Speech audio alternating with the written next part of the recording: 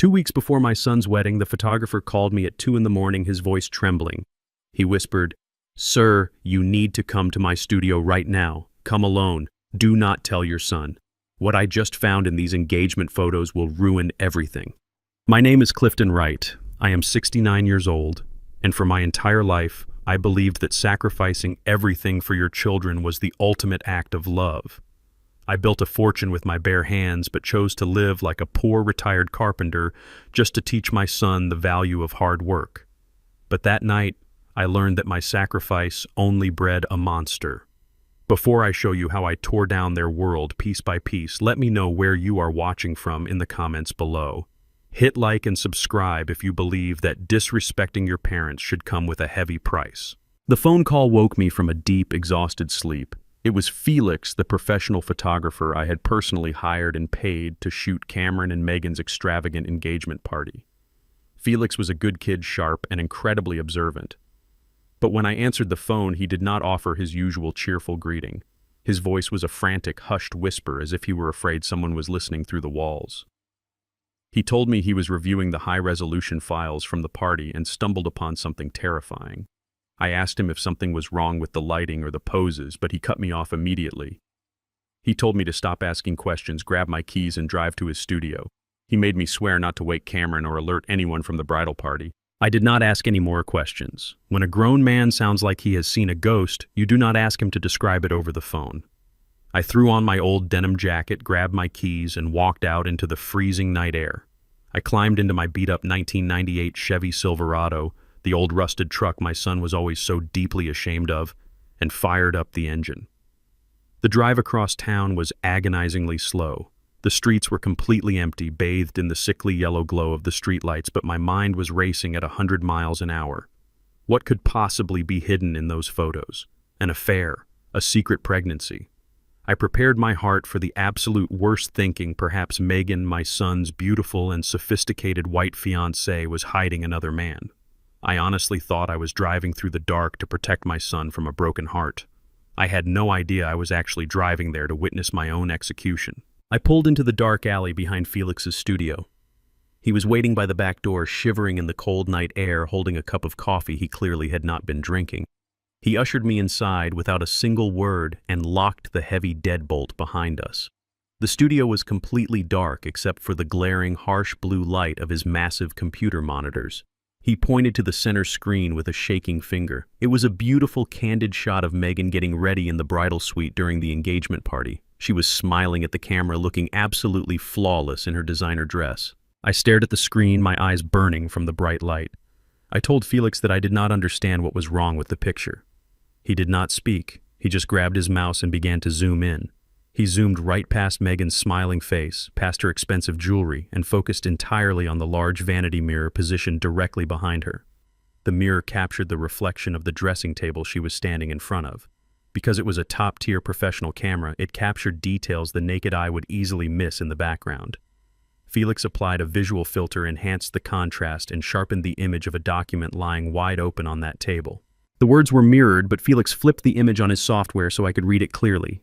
The bold black letters at the top of the page struck me like a physical blow to the chest. It read, "Petition for Involuntary Guardianship." Underneath that terrifying legal header in the section designated for the patient was my name, Clifton Wright. My breath caught in my throat. Guardianship. I knew exactly what that meant. That was a drastic legal move used to strip an elderly or mentally unfit person of their human rights, their freedom to make decisions, and complete access to their finances. Why would my son's future wife have a legal document like that lying open in her bridal suite? Felix was not done showing me the horrors of that night. He moved the cursor to the right, zooming in on another reflection captured in the exact same mirror. It was the glowing screen of a cell phone resting right next to the legal papers. The phone belonged to Bradley Garrison, Megan's wealthy father. The screen clearly displayed a text message thread with Megan. The last message sent by Bradley was crystal clear, and the words burned themselves into my memory forever. It read, "The clueless old black man gave him the safe code. We can move forward." I stood there in the dimly lit studio staring at those racist, venomous words. The clueless old black man. I had endured Bradley Garrison's subtle condescension for over a year. I had sat through painfully awkward dinners at their exclusive country club, swallowing their microaggressions, their fake smiles, and their backhanded compliments about my simple lifestyle. Because I wore cheap flannel shirts and drove an old truck, they automatically assumed I was just a poor, uneducated laborer who had scraped by on pennies. I took their blatant disrespect, quietly absorbing the humiliation, because I thought they genuinely loved my son. I thought my absolute silence was the price I had to pay to ensure Cameron's happiness in a world that already made things hard enough for a young black man trying to climb the corporate ladder. I wanted him to fit in, to feel accepted by his new powerful family. But they did not love him. And they did not just disrespect me. They were actively plotting to lock me away in a psychiatric ward and strip my life bare. A cold, heavy dread settled deep in the pit of my stomach. The safe code. Bradley Garrison had texted that the clueless old man gave him the safe code. The word "him" could only mean one person in this entire world. My son, Cameron. My calloused hands began to shake, not from fear, but from a sudden, violent realization. I reached into my pocket and pulled out my own smartphone. A few months ago, I had quietly installed a high-end security system in my home, complete with hidden night vision cameras. I did it because my neighborhood had seen a string of recent break-ins, but I never told Cameron about it because he always mocked my security concerns as the paranoia of an old man. I opened the security application and pulled up the live feed for my private study. The buffering circle spun for a few agonizing seconds before the image appeared. The room was dark, illuminated only by the eerie green tint of the night vision lens. But there was movement. Someone was inside my house. Someone was standing right in front of the heavy steel safe hidden behind my bookshelf. I zoomed in on the screen, my heart pounding against my ribs like a hammer. The figure was holding a small flashlight in his mouth and rapidly punching numbers into the keypad with his hands. The safe beeped softly, and the heavy metal door swung open. The intruder turned slightly to pull out a stack of documents, and the beam of the flashlight illuminated his face for a fraction of a second. It was Cameron, my own flesh and blood. The boy I had worked myself to the bone to raise after his mother died. The son I had sacrificed my own comfort for so he could have every opportunity in the world. He was sneaking through my study at 2 a.m, acting as a common thief for a white family that viewed us both as nothing more than disposable pawns. I sat frozen in the driver's seat of my rusted Silverado, the engine still ticking quietly in the dark alley behind Felix's studio. The tiny screen of my phone felt like a block of ice in my hands. On the live feed, the green-tinted figure of my son Cameron moved with sickening efficiency through my private study. He was not stumbling or hesitating. He knew exactly what he was doing. I watched him pull a stack of medical records from the safe documents detailing my perfect health, the recent physicals I had taken to ensure I would be around to see my grandchildren. He shoved them into a manila envelope. But the theft of the papers was not the worst part. Cameron turned his attention to my desk. He reached into his coat pocket and pulled out a small amber prescription bottle. I recognized it immediately. It was the exact same brand and label as the daily blood pressure medication I had been taking for 5 years. He placed it on my desk. Then he picked up my actual medication bottle, unscrewed the cap, and dumped my pills into a plastic baggie. He replaced them with the pills from his own bottle, sealed it, and set it perfectly back in its place. A sharp, searing pain shot across my chest. It was not a heart attack. It was the physical manifestation of a broken heart.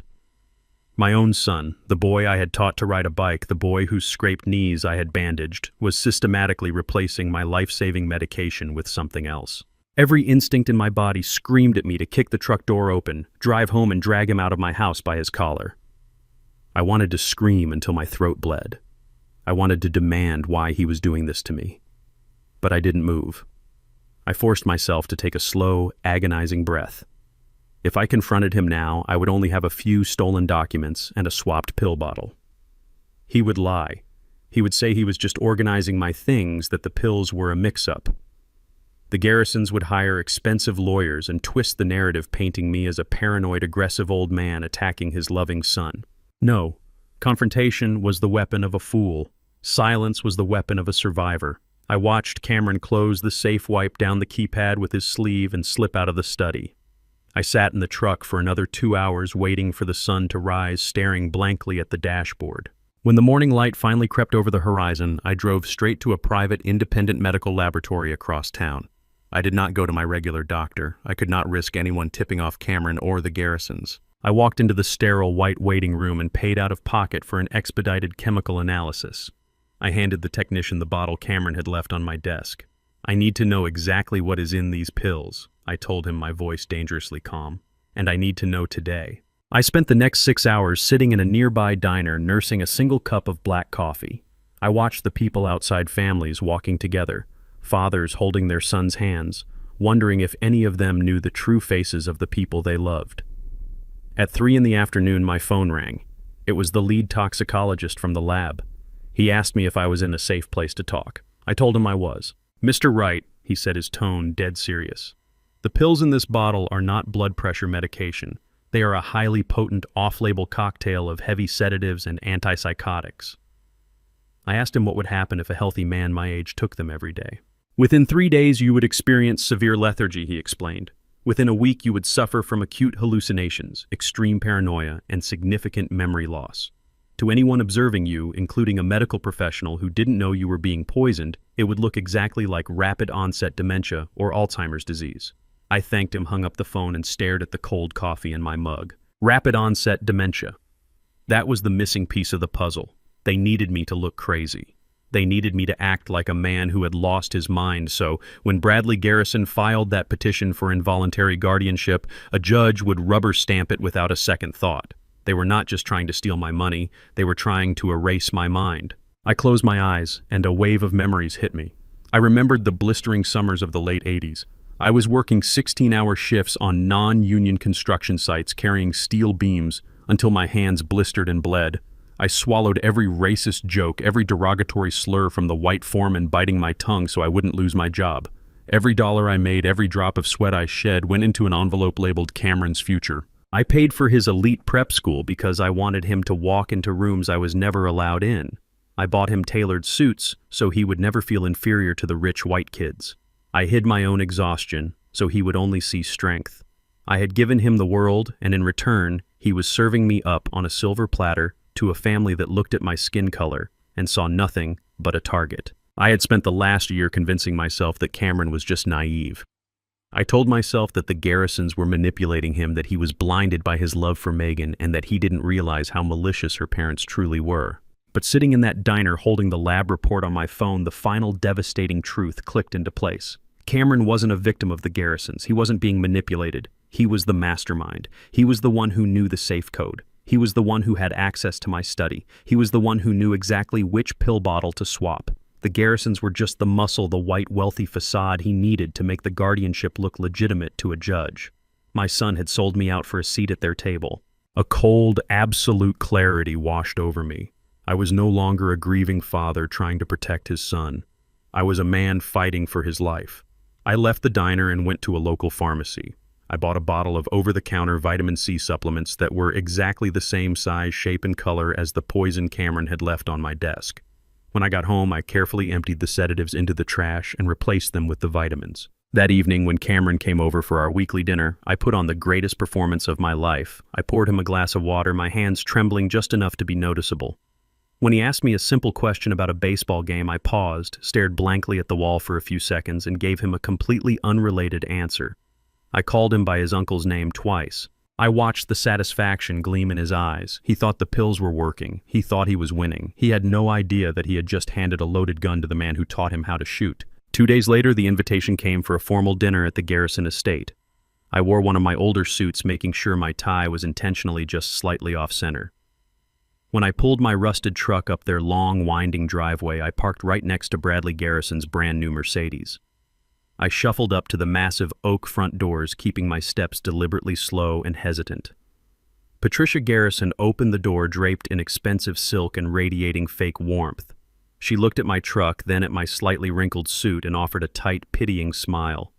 "Oh, Clifton, you drove yourself. We were so worried you might get lost on your way out to our side of town." Bradley appeared behind her, holding a crystal glass of scotch. He clapped me on the shoulder a little too hard, treating me like a mascot rather than an equal. "Good to see you, Cliff. We were just talking about how remarkable it is that someone with your simple background managed to put a boy like Cameron through a decent school.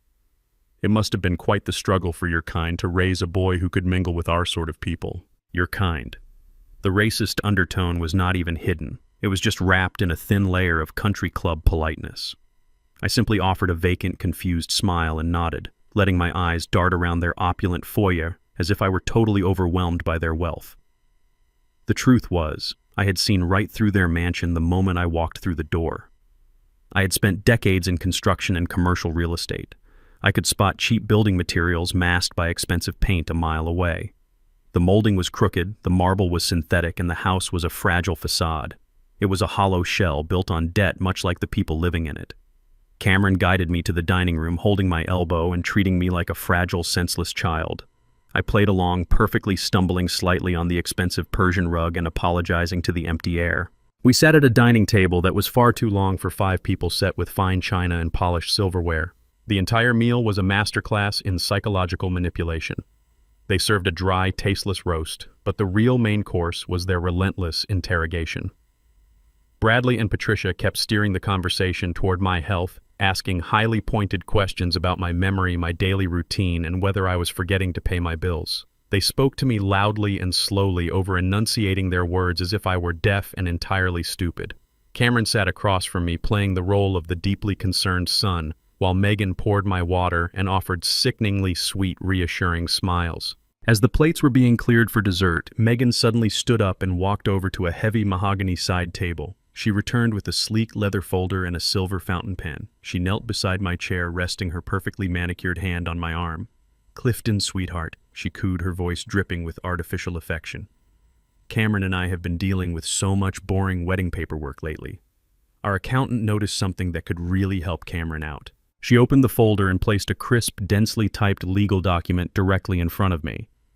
"This is just a standard wedding gift tax form.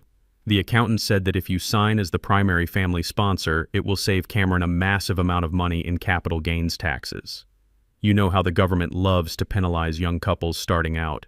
Cameron leaned forward, resting his chin on his hands, looking entirely innocent. "It would really help us out, Dad. Just a quick signature at the bottom. We filled out all the complicated stuff for you so you would not get a headache." He pointed to the dotted line, tapping it gently with his finger. Megan held the silver pen out to me, her eyes wide and pleading like a dedicated daughter.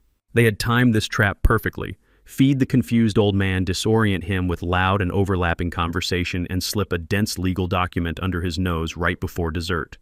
In a normal state, any parent would want to help their child save money. But I was not a confused old man, and I had spent 30 years drafting and reading commercial real estate contracts. I did not reach for the pen right away. I squinted at the paper, letting my hands shake just enough to sell the performance of a man losing his motor skills.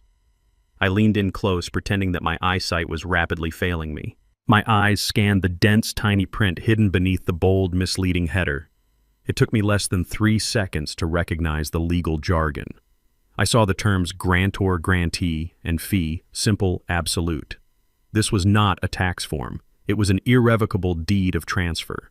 They had listed the exact parcel number and legal description of the 50 acres of prime countryside land I had bought 20 years ago. It was land that was now worth a small fortune due to recent commercial zoning changes in the county. They were trying to trick me into signing away my most valuable liquid asset straight into a shell company controlled by Bradley Garrison. I felt a surge of absolute disgust rise in my throat, but my face remained a flawless mask of bewildered compliance. "Oh my," I muttered, making sure my voice cracked perfectly. "So many words. You know my eyes are not what they used to be, Cameron. I cannot read these tiny letters." I reached out with a violently trembling right hand, acting as though I was struggling to grasp the silver pen Megan was offering me. My left hand, meanwhile, hovered clumsily near my full glass of expensive Cabernet Sauvignon. With a sudden, deliberate jerk of my elbow, I knocked the heavy crystal glass directly over the open folder. The dark red wine cascaded across the table in a sudden tidal wave, soaking the legal document instantly. The thick paper absorbed the dark liquid, turning a deep, ruined crimson. The ink of the notary stamps blurred and ran down the page. "Oh no," I cried out, pitching my voice high and panicked. I began to swat uselessly at the mess, smearing the wine further into the paper, tearing the wet document in my frantic, fake attempts to clean it. "I am so clumsy. I am so sorry. My hands just do not work right anymore." Patricia gasped loudly and jumped back from the table to save her silk dress from the spreading stain. Bradley let out a sharp, genuine curse, his country club manners vanishing in an instant as he watched his golden ticket disintegrate into a purple, soggy puddle. Megan scrambled backward, dropping the silver pen. Her sweet smile was entirely gone, replaced by a look of sheer, panicked horror as she stared at the ruined deed. But it was Cameron's reaction that stopped my heart completely. I looked up from the table, my hands dripping with red wine, and locked eyes with my son. The mask of the concerned, loving boy had completely melted away. There was no patience left in his face. There was no pity. There was only pure, unadulterated hatred. His jaw was clenched so tight I could see the muscles twitching wildly under his skin. His eyes were dark, cold, and utterly furious. I had seen angry men on construction sites, men ready to throw punches over stolen tools and unpaid wages, but this was entirely different. This was the calculated, lethal rage of a predator watching its prey escape the trap. In that fraction of a second before he forced the polite mask back into place, I saw the absolute truth. He was ready to destroy me, and he hated me for delaying his payout. He took a slow, deep breath, forcing a tight, highly unnatural smile onto his face. "It is fine, Dad," Cameron said, his voice laced with a toxic venom only I could detect. "Do not worry about it, we can always print another one." I nodded, offering a pathetic, trembling apology as a maid rushed in with towels. I kept my head down, wiping my stained hands. I knew the truth now. The war had just escalated from the shadows into the blinding light, and they were going to come for me with everything they had. The very next morning, I drove my rusted truck to a nondescript office building on the industrial side of town. The directory listed a dozen obscure shell companies, but Suite 402 belonged to Arthur Gallagher. Gallagher was not the kind of lawyer who advertised on highway billboards or promised quick settlements on daytime television. He was a ruthless, terrifyingly efficient corporate litigator who specialized in high-stakes asset protection and aggressive offensive maneuvers. I had retained him 15 years ago when a massive commercial developer tried to muscle me out of a prime real estate deal. Gallagher had not only protected my assets, but had systematically dismantled the opposing firm's case, leaving them scrambling for a settlement. He was a shark, and right now I needed a shark. I sat across from his massive mahogany desk and placed my phone between us. I played the video of the engagement party photo highlighting the guardianship petition and Bradley Garrison's racist text message. Then I showed him the footage of Cameron breaking into my safe and the lab results confirming the poison he was feeding me. Gallagher watched the evidence in absolute silence. His face remained expressionless, but his eyes narrowed, calculating the angles, assessing the threat. When the final video ended, he leaned back in his leather chair and steepled his fingers. He did not offer empty sympathy or hollow outrage. He went straight to the tactical reality. "Clifton, they are running a classic aggressive asset strip," Gallagher said, his voice flat and analytical. "The guardianship petition is just the vehicle. They need you declared legally incompetent so they can take total control of your finances. But the fact that they are moving this fast using forged tax documents at a dinner party and resorting to chemical sedatives tells me one very important thing. They are desperate. People with stable wealth do not take risks like this. They are running out of time." I leaned forward, my hands clenched into tight fists. "I want you to rip their lives apart, Arthur. I want to know every single detail about Bradley and Patricia Garrison. I want to know who they owe what they owe, and exactly how close they are to the edge of the cliff." Gallagher nodded. He turned to his computer and began typing rapidly. "The Garrisons present themselves as old money, a fixture in the city's elite circles. But true wealth leaves a very specific paper trail, and desperation leaves an even clearer one. Let's see what is hiding behind the country club facade." For the next 3 hours, I sat in that office while Gallagher's team executed a brutal surgical forensic accounting dive into the Garrison family. They pulled public records, accessed restricted credit databases, and analyzed commercial filings. The picture that emerged was not just surprising, it was pathetic. The great Bradley Garrison, the man who looked down his nose at my flannel shirts and my calloused hands, was entirely spectacularly broke. Gallagher turned his monitor toward me, pointing to a labyrinth of red numbers and delinquency notices. "Bradley Garrison's commercial logistics company hasn't turned a profit in 4 years. He has been taking out massive high-interest commercial loans just to cover payroll and keep the doors open. But it gets much worse, Clifton. He owes $4 million to a consortium of extremely aggressive private lenders. The debt matured last month. They are currently in default." I stared at the screen, a cold satisfaction washing over me. And their lifestyle, the mansion, the cars, the country club memberships, financed on fumes and fraudulent equity, Gallagher replied. "Their estate in the hills is double mortgaged. They took out the second mortgage 3 months ago, likely to pay for the extravagant wedding they are throwing for Meghan and Cameron. They are maxed out on over a dozen high-limit credit cards. If they do not secure a massive infusion of liquid cash within the next 30 days, the lenders will force them into federal bankruptcy. They will lose the house, the cars, and the company. They will be utterly ruined. The pieces fell into place with devastating clarity. They did not just want my countryside acreage, they needed it to survive. They had looked at me, a retired black carpenter, and assumed I was an easy mark. They thought my assets were modest but accessible enough to keep the wolves at bay for a few more months. They had no idea about the true extent of the shadow trust I had built. They thought they were stealing a life raft. They didn't know they were trying to hijack a battleship. I sat back, the leather of the chair creaking loudly in the quiet office. I remembered my late wife, Evelyn. She was a woman of immense grace and terrifying intuition. When my construction business finally took off, when the millions first started rolling into our accounts, I had wanted to celebrate. I had wanted to buy the big house on the hill, the flashy cars and the expensive suits to prove to the world that we had made it. But Evelyn had stopped me. She had placed her warm hand over mine and offered a piece of advice that became the guiding principle of my life. Clifton, she had said, never show them your wallet until they show you their true character. Wealth attracts parasites disguised as friends. Let them think we are simple. Let them think we are struggling. The people who treat us with respect when we have nothing are the only ones who deserve to share in our everything. She had been right. I had lived humbly, driving the same rusted truck, wearing the same work boots, testing the people around me. I had tested the Garrisons and they had failed spectacularly. But the most crushing failure was Cameron's. He was my own flesh and blood. He knew the sacrifices I had made.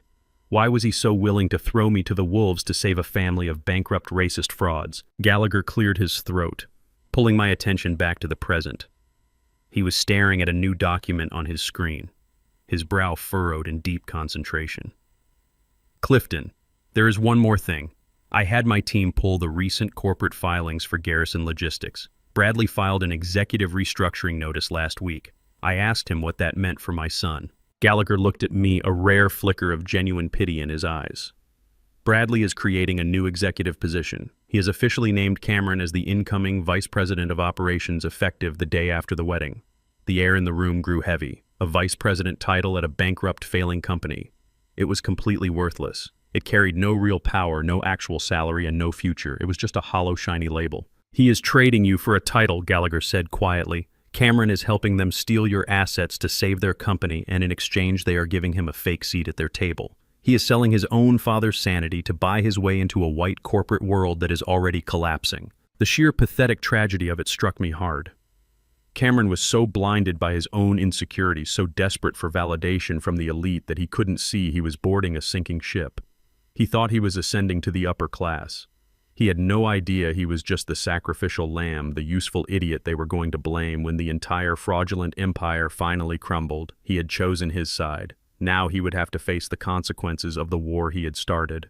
The fallout from the ruined deed at the Garrison estate did not take long to materialize.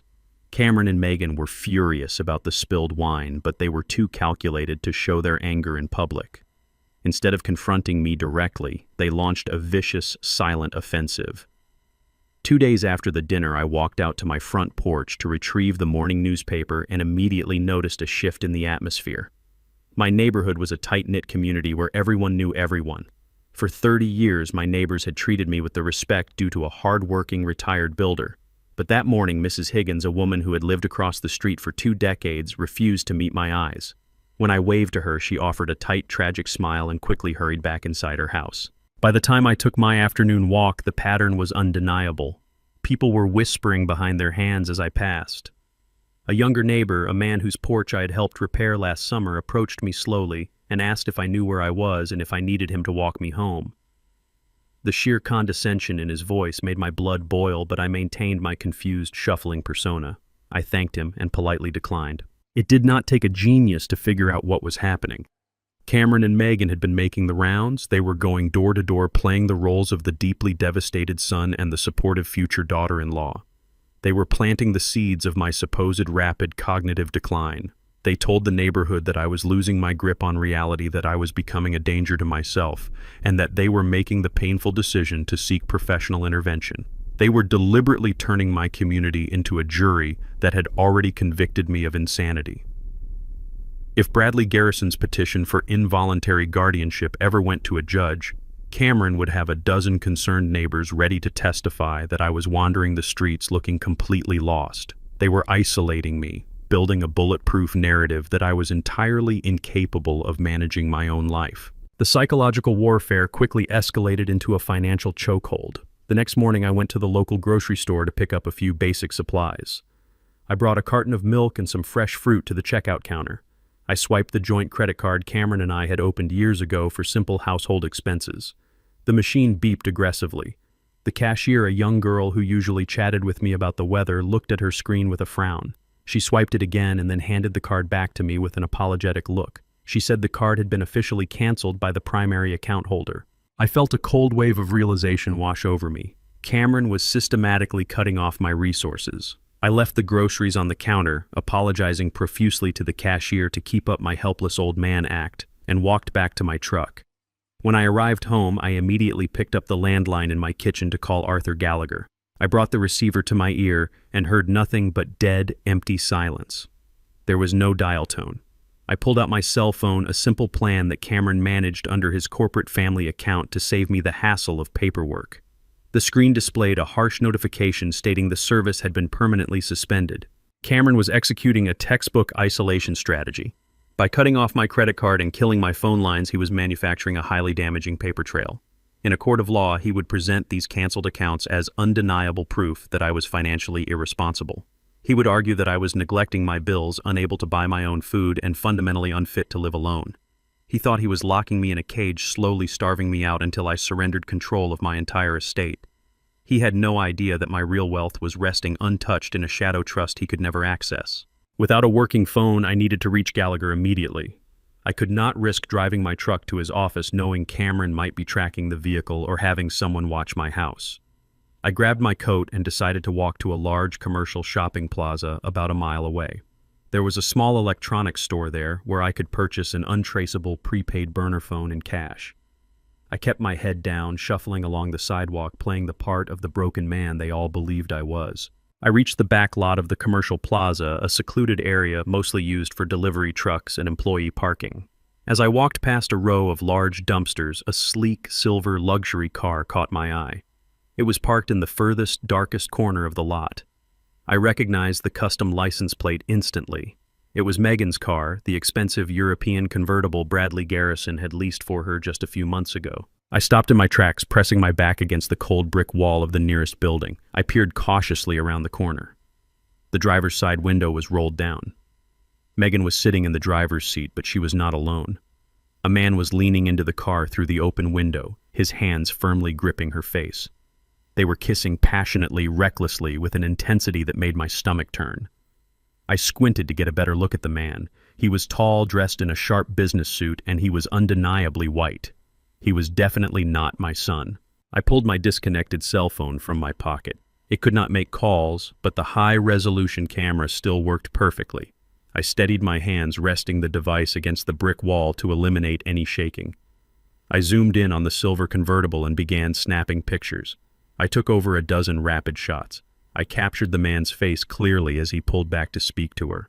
I captured Megan laughing, her hands running through his hair. I captured the license plate of the car and the unmistakable intimacy of their secret meeting. My heart hammered against my ribs, but my mind was completely cold and analytical. Megan was playing Cameron for a fool. She was engaged to a black man whose father she was trying to institutionalize, all while carrying on a passionate affair with a wealthy white man in secluded parking lots. She was using my son as a sacrificial pawn for her family's bankruptcy while securing her own romantic future on the side. I slipped away from the alley entirely unseen. I walked straight into a nearby coffee shop, ordered a black coffee with the cash in my pocket, and connected my phone to the public wireless network. I opened my encrypted email application and sent every single high-definition photograph directly to Arthur Gallagher. I attached a short, simple message to the email. Find out exactly who this man is. I sat back in the small wooden chair and stared at the confirmation screen. Cameron and the Garrisons believed they had backed me into a corner. They thought taking away my grocery card and my landline would break my spirit, but they had just handed me the nuclear launch codes to their entire operation. I now possessed the ultimate leverage. I was going to let them build their arrogant, racist house of cards as high as they possibly could, and when they felt completely untouchable, I was going to burn it to the ground. I waited until the late afternoon, sitting in my dimly lit living room, the burner phone resting heavy in my pocket. The house was quiet, the kind of heavy, expectant silence that precedes a violent storm. When I finally heard the familiar grind of Cameron's car pulling into the driveway, I did not shuffle to the door to greet him. I sat perfectly still in my armchair, waiting for him to enter. He walked in, using his own key, tossing his coat onto the sofa with a careless arrogance. "Hey, Dad," he called out, his voice laced with that same artificial patronizing tone he had been using for weeks. He walked into the living room and stopped short. I was not staring blankly at the wall. I was looking right at him, my eyes sharp and focused. Before he could say another word, I reached into my jacket, pulled out the glossy, high-resolution photographs I had printed at the electronics store, and tossed them onto the coffee table. They landed with a soft, definitive slap. "Sit down, Cameron," I said. My voice was completely steady, stripped of the manufactured frailty I had been performing. Cameron glanced at the photos. For a fraction of a second, his confident facade slipped. He saw Megan leaning into the European convertible. He saw her hands tangled in the hair of the wealthy white man. He saw the passionate, undeniable kiss. I watched his face, praying to God that this would be the moment he woke up. I waited for the anger, for the betrayal, for the realization that the Garrisons were playing him for a fool. I was ready to embrace him, to tell him that we would fight them together, that he did not have to sell his soul to a family that viewed him as expendable. Cameron picked up the photos. He stared at them for a long moment, and then he did something that chilled me to the bone. He chuckled. It was a dry, hollow sound, completely devoid of surprise. He tossed the photos back onto the table with a dismissive flick of his wrist. "You think I don't know Dad?" he asked, his voice dripping with condescension. "You think I haven't known about Richard for the last 6 months?" The air rushed out of my lungs. "You know," I whispered, my voice breaking not from age but from profound, devastating shock. "You know she is sleeping with another man and you are still marrying her." Cameron leaned forward, resting his forearms on his knees, looking at me like I was the most naive man on earth. "It is an arrangement, Dad," he said, his tone casual, as if he were explaining a simple business transaction. "Richard is a senior partner at a venture capital firm. Megan keeps him happy, and in return he funnels high-yield contracts through Bradley's company. She is making a fool of you," I said, my anger finally breaking through the shock. "They are using you to mask their bankruptcy." Cameron stood up violently, kicking the coffee table so hard the photos scattered across the floor. "No, you are the fool," he screamed, his face twisting into a mask of pure ugly rage. "They are not using me. I am using them. Do you have any idea how hard it is to break into the executive suite in this city? Do you know what it is like to sit in boardrooms and know they only look at you as a diversity hire?" He paced the room, his voice rising to a frantic pitch. "Megan is my ticket to the top. The Garrison name is my key to every closed door in the financial district. Bradley promised me the vice president title. With that title, I can jump to any major firm in the country. I am playing the game. Dad, I am doing what it takes to win." "And my sanity is the price?" I asked, standing up to meet his furious gaze. "You are willing to lock me in a psychiatric ward, steal my land, and drug me into a coma just to buy a fake title from a bankrupt racist?" Cameron stopped pacing. He looked at me, his chest heaving. The realization suddenly washed over his features. The tremor in my hands was gone. The confusion in my eyes had vanished. I was standing tall, my posture rigid and commanding. "You," he whispered, stepping back. "You haven't been taking the pills." "No, Cameron," I said coldly. "I haven't." The silence that followed was heavy and lethal. I saw the gears turning in his head.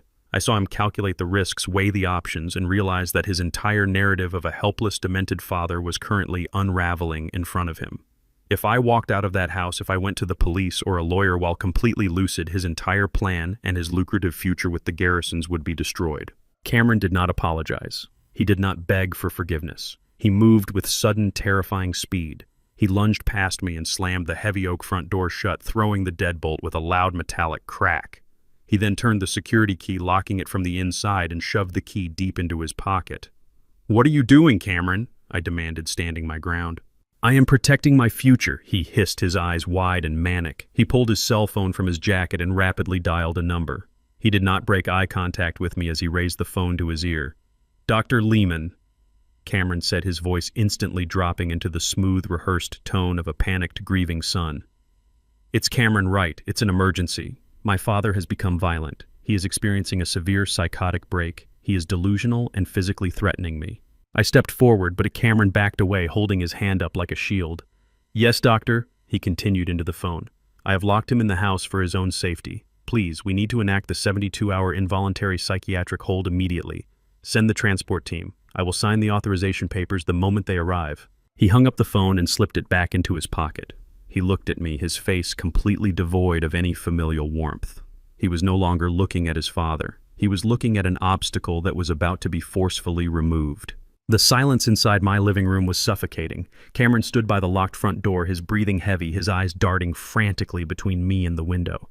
He was a man who had just crossed a moral event horizon and realized there was no turning back. I did not yell. I did not beg. I simply reached into my pocket, my hand wrapping around the hidden burner phone. Without breaking eye contact with my son, I discreetly pressed the speed dial button I had programmed for Arthur Gallagher. The line opened instantly. I did not need to speak. Gallagher could hear everything happening in the room. Less than 20 minutes later, a heavy diesel engine rumbled to a stop in my driveway. I expected flashing red and blue lights, but there were none. I looked through the front window and saw a plain, unmarked white transit van. Two large men in gray scrubs stepped out, accompanied by a sharp-looking man in a tailored suit and a crisp white medical coat. This was Dr. Lehman, the private psychiatrist Cameron had bought and paid for. Cameron unlocked the deadbolt and threw the door open, his face instantly twisting back into the mask of a terrified, exhausted son. Dr. Lehman stepped inside, holding a clipboard with a heavily stamped document. He did not look at me with medical concern. He looked at me with the cold, assessing gaze of a repo man seizing a vehicle. He held up the clipboard and announced that under the authority of state law, I was being placed under a mandatory 72-hour psychiatric hold due to severe cognitive decline and violent tendencies. The two large orderlies stepped into my living room, pulling thick canvas restraints from their belts. They expected a fight. They expected a confused, terrified old man to throw punches and scream about conspiracies which would only justify their paperwork. I gave them absolutely nothing. I smoothed the lapels of my jacket, walked calmly past Cameron without a single glance, and stepped directly out the front door. I climbed into the back of the unmarked van under my own power, taking my seat in the cold, windowless compartment. The steel doors slammed shut, pitching me into darkness, but my mind had never been brighter. The unmarked van accelerated out of my neighborhood, the heavy suspension rattling over the familiar suburban streets. The two burly orderlies sat across from me in the dim cabin, their arms crossed, watching me with bored indifference. Dr. Lehman rode up front in the passenger seat, likely already calculating the massive payout he was about to receive from the Garrison family accounts. They thought they were delivering a high-paying prisoner to a private facility where I would be chemically straitjacketed into compliance and erased from the outside world. They did not even make it 3 blocks. The sudden deafening wail of police sirens shattered the quiet evening. The van jerked violently as the driver slammed on the brakes, throwing the orderlies forward against their seatbelts. Red and blue strobe lights flooded the cabin through the thin mesh partition behind the driver. I heard loud, authoritative voices shouting commands outside. Heavy footsteps pounded against the asphalt, followed by sharp raps on the side panels of the van. The rear steel doors were yanked open with tremendous force. The blinding glare of a police spotlight hit my face. Standing right behind the beam, flanked by 4 uniformed city police officers with their hands resting firmly on their service weapons, was Arthur Gallagher. He looked immaculate, adjusting his tie with a predatory smile. Dr. Lehman scrambled out of the passenger side, sputtering with fabricated outrage. He demanded to know why a sanctioned medical transport was being harassed. He waved his clipboard frantically, citing privacy laws and psychiatric mandates. Gallagher did not even blink. He calmly reached into his own leather briefcase and produced a thick stack of documents featuring the unmistakable seal of a federal judge. Gallagher stepped right up to Dr. Lehman and held the federal injunction inches from his face. He informed the corrupt doctor that the document he was holding was a fraudulent commitment order, obtained through perjury, bribery, and severe medical malpractice. Gallagher declared that he possessed certified toxicology reports, independent psychological evaluations clearing me of any cognitive decline, and wiretapped audio proving a sprawling financial conspiracy involving the Garrison family. The color instantly drained from Dr. Lehman's face. The arrogant, composed medical professional vanished, replaced by a terrified criminal realizing his entire career had just imploded into a guaranteed prison sentence. He tried to backtrack, stammering that he was only acting on the sworn testimony of a concerned family member. The police captain stepped forward, grabbed Dr. Lehman by the shoulder and spun him around. The sharp metallic click of handcuffs echoing in the night air was the most beautiful sound I had heard in weeks. The two orderlies in the back of the van immediately raised their hands, insisting they were just hired muscle and knew nothing about a conspiracy. Gallagher ordered them out of the vehicle and extended a hand to me. I stepped down from the van, breathing in the crisp, cool night air as a free man. The police captain turned to me, his notebook open, and asked for my explicit authorization to send a squad car back to my house. He wanted to arrest Cameron right then and there for false imprisonment, elder abuse, and medical fraud. My son was sitting in my living room, utterly defenseless, waiting for the confirmation that his ultimate betrayal was complete. I could have ended it instantly. I could have sent the officers to kick down my own front door and drag him out in handcuffs, crying and begging for mercy while the neighbors watched. But I shook my head. I looked at the police captain and Arthur Gallagher, my voice steady and cold as steel. I told them to hold the arrest. I did not want Cameron arrested in the privacy of our quiet neighborhood where the shame could be contained and managed. I did not want the Garrisons to get a frantic phone call tonight, giving them the crucial time they needed to hire an army of defense attorneys, shred physical evidence, or hide their remaining assets offshore. I wanted them to walk into that extravagant millions of dollars country club wedding believing they had completely won. I wanted them to stand at the altar surrounded by the wealthy elite they so desperately worshipped, fully convinced that the clueless old black man had been permanently erased from their lives and their bank accounts were secure. Gallagher smiled, a slow, dangerous grin spreading across his face. He understood exactly what kind of destruction I was building. He gestured to the police officers to bring Dr. Lehman forward. The disgraced psychiatrist was shaking violently, his wrists bound tightly behind his back. Gallagher pulled Dr. Lehman's cell phone from his pocket, unlocked it, and dialed Cameron's number. He held the speaker up to the doctor's ear and issued a chilling ultimatum. He told Lehman to lie perfectly, or he would personally ensure the man spent the next 2 decades in a federal penitentiary facing maximum sentences. The line rang twice before Cameron answered, his voice breathless with anticipation. Dr. Lehman swallowed hard, looking at the police officers surrounding him. He cleared his throat and spoke the words that would seal my son's fate. "It is done." Cameron, the doctor, lied flawlessly. "The transport was smooth. He is fully sedated and locked in the secure wing. We have complete medical authority now. You are clear to proceed with the legal asset transfers tomorrow morning." I could hear the massive, shuddering sigh of relief escaping my son's lips through the phone speaker. Cameron thanked the corrupt doctor profusely, his voice practically trembling with victory. He hung up the phone, completely unaware that he had just driven the final nail into his own coffin. I stood on the quiet street corner watching the police load Dr. Lehman into the back of a cruiser. The first phase of the war was officially over. I had survived their deadliest trap. Now I had exactly 1 week to prepare the guillotine for the wedding of the century. We left the flashing lights of the police cruisers behind and drove straight to Arthur Gallagher's downtown office. The city was asleep, but the lights on the 42nd floor of his building burned bright. Walking into that secure, soundproof conference room felt like stepping out of a suffocating disguise. For a year I had hunched my shoulders, softened my voice, and played the part of a fragile, retired carpenter who barely understood how to operate a smartphone. I took off my faded denim jacket and threw it into the nearest trash can.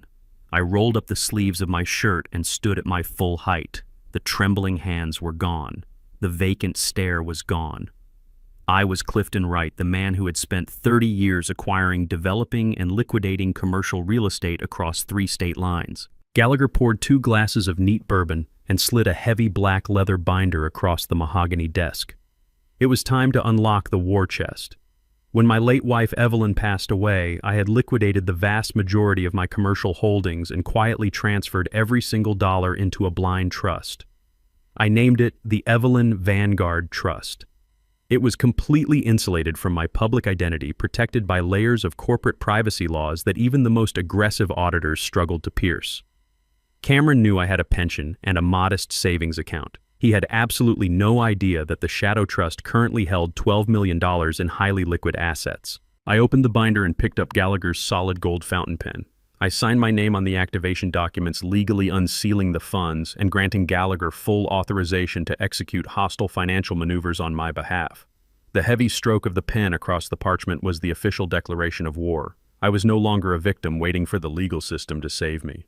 I was a $12 million wrecking ball, and I was aiming directly at the Garrison family. Gallagher immediately went to work.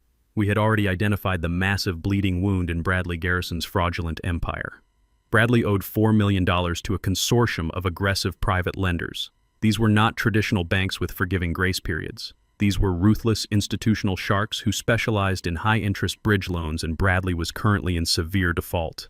He was desperately waiting for Cameron to secure guardianship over my assets so they could drain my accounts and appease these lenders before they forced him into federal bankruptcy.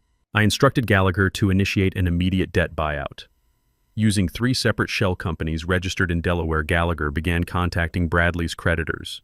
In the ruthless world of distressed debt, private lenders are almost always willing to sell a defaulted promissory note at a slight premium just to get the toxic asset off their books and avoid a lengthy court battle. I had the liquid cash to make it happen instantly. Over the next 48 hours, I sat in that conference room, watching Gallagher orchestrate the financial execution. Wire transfers were authorized, corporate signatures were verified, contracts were reassigned. By Thursday morning, it was completely finished. The shell companies I controlled had legally purchased every single dollar of Bradley Garrison's debt.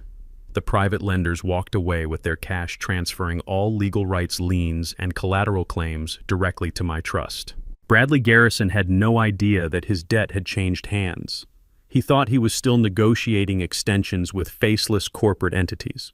He thought he had breathing room because he believed I was rotting in a psychiatric ward and my son was about to hand him the keys to my kingdom. He did not know that I was now his sole absolute creditor.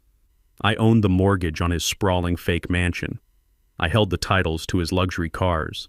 I held the senior lien on his failing logistics company. With a single phone call, I could seize every asset his family possessed and throw them out onto the street with nothing but the clothes on their backs. I had built a financial web so tight and so invisible that they were completely trapped before they even realized they were entangled. I was savoring the cold, hard reality of my absolute leverage when Gallagher's secure terminal chimed with an urgent notification. His paralegal rushed into the conference room and handed him a freshly printed file. Gallagher scanned the top page, his jaw tightening into a hard, rigid line. He let out a sharp, incredulous breath and slid the paper across the desk toward me. Clifton Gallagher said, his voice dropping an octave. Bradley Garrison just made his final move. He did not even wait for the ink to dry on the fake asylum paperwork. I looked down at the document. It was an expedited property lien alert registered with the county clerk's office just an hour ago. Bradley Garrison had used a forged power of attorney document. He utilized the fake medical records Cameron had stolen from my safe, combined with the fraudulent psychiatric hold they thought they had executed last night, to legally declare himself the temporary financial conservator of my estate. And he had not wasted a single second. Bradley had immediately taken out a massive high-interest home equity loan directly against my modest paid-off house. He had mortgaged the very roof over my head for $200,000 in cold, hard cash. I stared at the numbers on the page. The sheer blinding audacity of it made my chest tighten. I asked Gallagher where the funds were transferred. Gallagher tapped his finger against a routing number at the bottom of the page. He wired the entire $200,000 directly to the Platinum Oak Country Club. He just paid the final invoice for the wedding. The reality of their utter depravity slammed into me. The Garrisons were completely bankrupt. Cameron was a trader with no actual wealth of his own. They were throwing the wedding of the century, inviting the most elite, racist, snobbish socialites in the city to drink top-shelf champagne and eat imported caviar. And they were paying for every single drop of it by stealing the equity out of the home I had built with my own hands. They were funding their extravagant all-white country club party using the stolen blood and sweat of the black man they had explicitly banned from attending. They were literally partying on my dime. I stood up from the desk and walked over to the floor-to-ceiling window, looking out over the sprawling city. I felt a dangerous, icy calm settle over my entire body. I was not just going to stop this wedding. I was going to repossess it. Every flower arrangement, every bottle of champagne, every inch of the venue they stood on now belonged to me. I turned back to Gallagher and told him to prepare the federal marshals. We were going to a wedding. I stood there looking out the floor-to-ceiling window, my reflection ghosting over the twinkling city lights. The city was a grid of power and money, a grid I had quietly navigated and conquered over 30 years. But the real battle was not about money anymore. It was about respect. It was about taking back the dignity they had tried to steal from me. I told Gallagher to hold the marshals. I was not going to send law enforcement into that wedding blind. I was going to give my son one final absolute chance to pull himself back from the ledge. I needed to know beyond a shadow of a doubt that the boy I raised was entirely dead and that the man who had replaced him was beyond saving. Exactly 1 week before the wedding, I sat in Gallagher's secure office. I picked up a specialized, untraceable phone that routed the call through a medical facility's switchboard. When the caller ID flashed on Cameron's screen, it would display the name of the private psychiatric clinic where he believed I was currently locked away. I took a deep breath, forcing my voice to crack and waver. I dialed his number. Cameron answered on the second ring. His voice was sharp and impatient, the tone of a busy executive annoyed by an interruption. "Yes, hello," he clipped. "Cameron," I whispered, making my voice sound thin, desperate, and heavily medicated. "It is your father. They let me use the payphone in the common room for 5 minutes. Please, son, please listen to me." There was a heavy pause on the line. I could almost hear the calculation running through his head. He had clearly expected a call from the corrupt Dr. Lehman, not from his supposedly dementia-ridden father. "Dad," he said, his voice instantly dropping into that fake, soothing tone he had perfected. "You shouldn't be calling. You need to rest. The doctor said you are experiencing severe episodes of confusion. You need to let the medication work." "I am not confused, Cameron," I pleaded, pouring every ounce of genuine fatherly desperation I had left into my words. "I know what you are doing. I know about the Garrisons. They are using you. They are bankrupt, son. They do not care about you. Megan does not care about you. Please, I am begging you, cancel this wedding. Tell them you are done. Come get me out of here and we can go home. I will forgive everything. We can fix this. Just come home." I waited, my heart pounding a frantic rhythm against my ribs. I was offering him a lifeline. I was offering him absolute absolution. All he had to do was say yes. All he had to do was choose his father over a fake title in a collapsing company. Cameron let out a short, sharp laugh. It was not a laugh of disbelief or relief. It was a cold, arrogant scoff. A laugh that severed the last remaining tie between us. "You really are losing your mind, Dad," Cameron sneered, dropping the fake concern entirely. "The Garrisons are bankrupt. That is the most pathetic delusion you have come up with yet.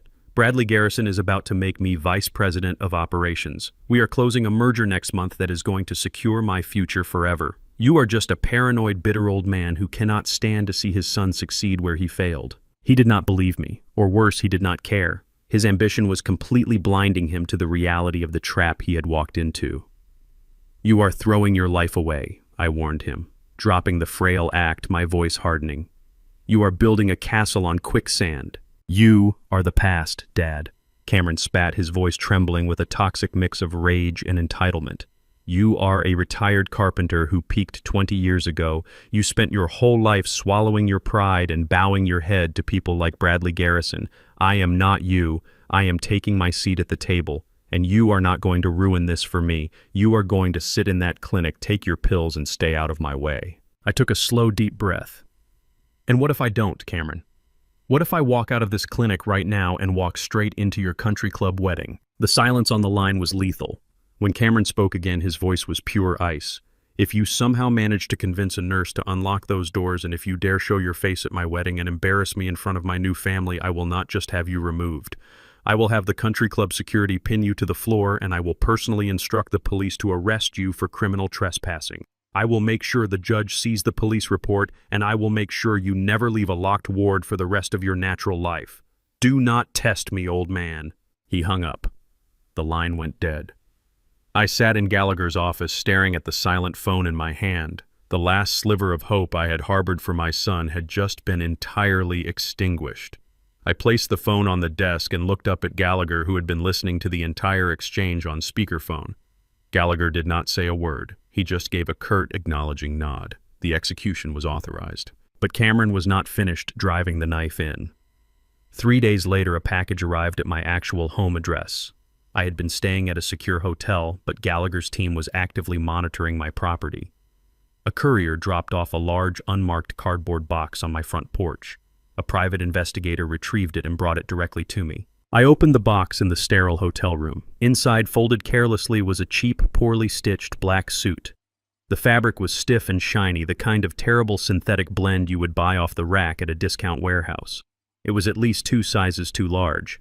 Tucked into the breast pocket of the jacket was a single one-way bus ticket from the psychiatric facility's local transit stop to a station 3 miles away from the Platinum Oak Country Club. Beneath the bus ticket was a handwritten note on expensive, heavy cardstock bearing the Garrison family crest. The handwriting was Megan's, but the message was undeniably Cameron's. It read, "Just in case your delusions convince you to escape. If you somehow make it to the venue, put this on and go straight to the service entrance. Tell the event coordinator you are supplemental catering staff. You are absolutely forbidden from entering the main dining hall or the VIP reception area. The Garrisons have hired an exclusive magazine photographer, and they do not want a poor, disheveled black man ruining the aesthetic of their society photos. Stay in the kitchen, stay quiet, and do not speak to anyone." I stared at the note, the sheer, unapologetic racism and classism burning through the expensive paper. They had stolen the equity out of my house to pay for their caviar and champagne, and they were instructing me to hide in the kitchen like a servant so I wouldn't stain their pristine white societal debut. They thought I was a broken, medicated old man who would be grateful just to scrub their dishes. I took the cheap synthetic suit, walked over to the hotel room trash can, and shoved it inside. I ripped the bus ticket into tiny pieces and let them fall like snow over the discarded fabric. I kept the handwritten note. I folded it carefully and slid it into the breast pocket of my shirt. I was going to bring it with me. I was going to read it back to them while I dismantled their entire world. The crumpled synthetic fabric of the cheap suit remained at the bottom of the hotel trash can, a pathetic monument to my son's arrogance and the Garrison's thinly veiled racism. I walked out of that sterile room and flagged down a private town car, directing the driver away from the quiet suburbs and straight into the pulsing heart of the city's financial district. I stepped onto the pristine pavement outside the most exclusive bespoke tailor in the state. This was a private establishment that did not advertise its services. They catered strictly to hedge fund managers, foreign dignitaries, and legacy wealth. When I pushed through the heavy brass-framed glass doors wearing my faded denim jacket and scuffed work boots, the front desk attendant immediately stiffened. He offered a polite but incredibly tight smile, preparing to inform me that they were fully booked for the next 6 months. I did not give him the chance to speak. I reached into my pocket and placed a solid titanium debit card from my Shadow Trust directly onto the polished glass counter. I told him I required a master-crafted tuxedo, and I required it to be ready by Friday evening. The attendant glanced at the heavy metal card, his eyes widening as he recognized the tier of wealth it represented. His demeanor instantly transformed into absolute, unquestioning subservience. Within 2 minutes, I was ushered into a private mahogany-paneled fitting room lined with imported mirrors and plush velvet seating. The master tailor arrived with an assistant taking my measurements with mathematical precision. I selected a midnight blue Italian wool, a fabric so rich and dark it seemed to absorb the light around it. I chose custom silk lapels, a tailored fit that commanded absolute authority, and handcrafted leather Oxfords to complete the ensemble. I was not just purchasing a suit, I was forging armor. For decades, I had played the role of the humble laborer, hiding my success to test the integrity of those around me. Now I was preparing to walk into a room full of people who had spent their entire lives looking down on men with my skin color. I was going to show them exactly what true, undeniable power looked like. With my armor secured, I needed to arm the weapon. I left the financial district and drove straight back to the dark alley behind Felix's photography studio. Felix was already waiting for me by the steel security door. He had been the one to pull the fire alarm on this entire conspiracy, and his loyalty had only deepened over the past week as he witnessed the sheer depravity of the Garrison family. Felix ushered me inside and locked the heavy deadbolt. He had his primary workstation set up with multiple glowing screens displaying the blueprints and technical schematics of the Platinum Oak Country Club. As the lead photographer and videographer for the event, Felix had been granted unrestricted administrative access to the country club's main audiovisual network. The Garrisons had instructed him to prepare a lavish 20-minute romantic montage to be projected on the massive digital screen suspended directly behind the head table.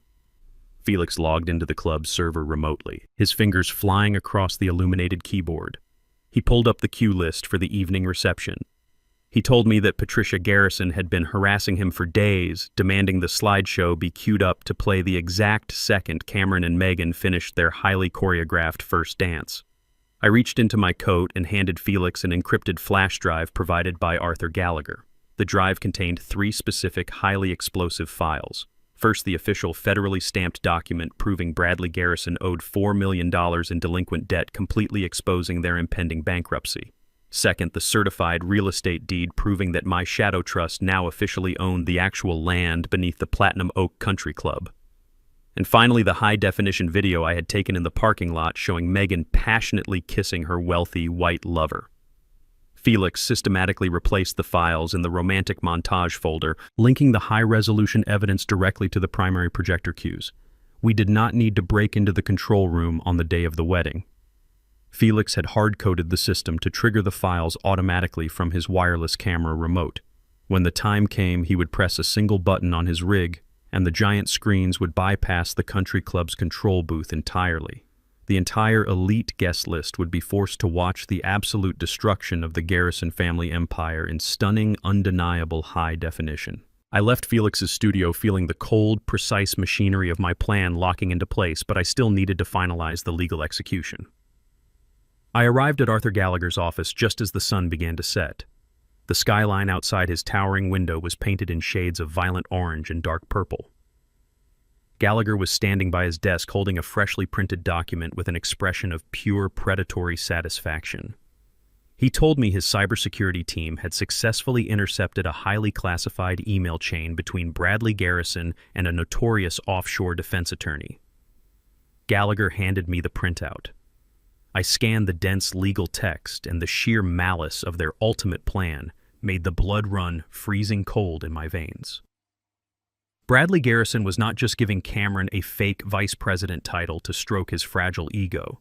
The document I held was a finalized corporate restructuring agreement, drafted to be signed by Cameron in the bridal suite immediately after the cake-cutting ceremony.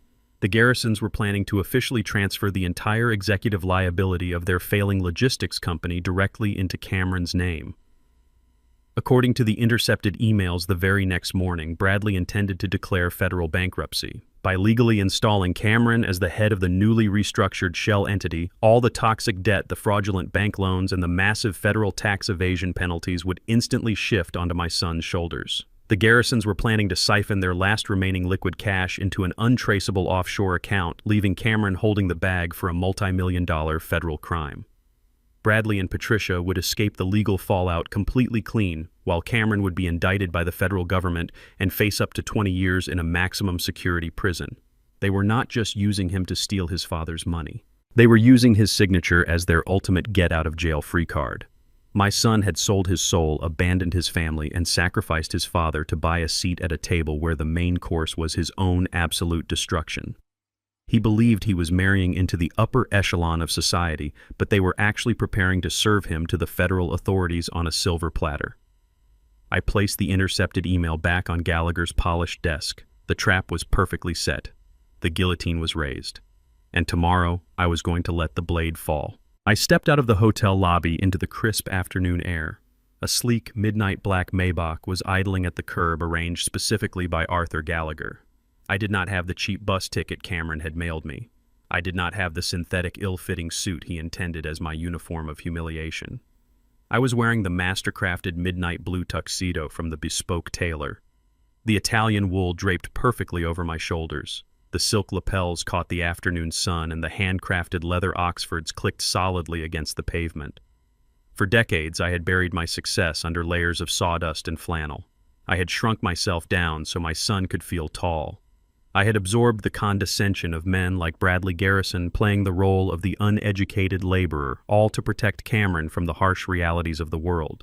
But as the chauffeur opened the heavy door of the Maybach, and I slid into the luxurious leather interior, I shed that false skin completely. The drive to the Platinum Oak Country Club took 45 minutes.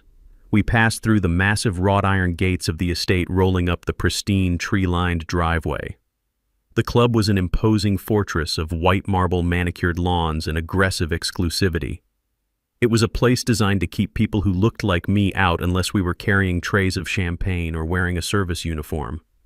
The valet attendants dressed in crisp white vests stood at attention as my Maybach pulled up to the grand entrance. They rushed forward expecting a foreign dignitary or a billionaire hedge fund manager. When the chauffeur opened my door and I stepped out onto the crushed gravel, the valets froze.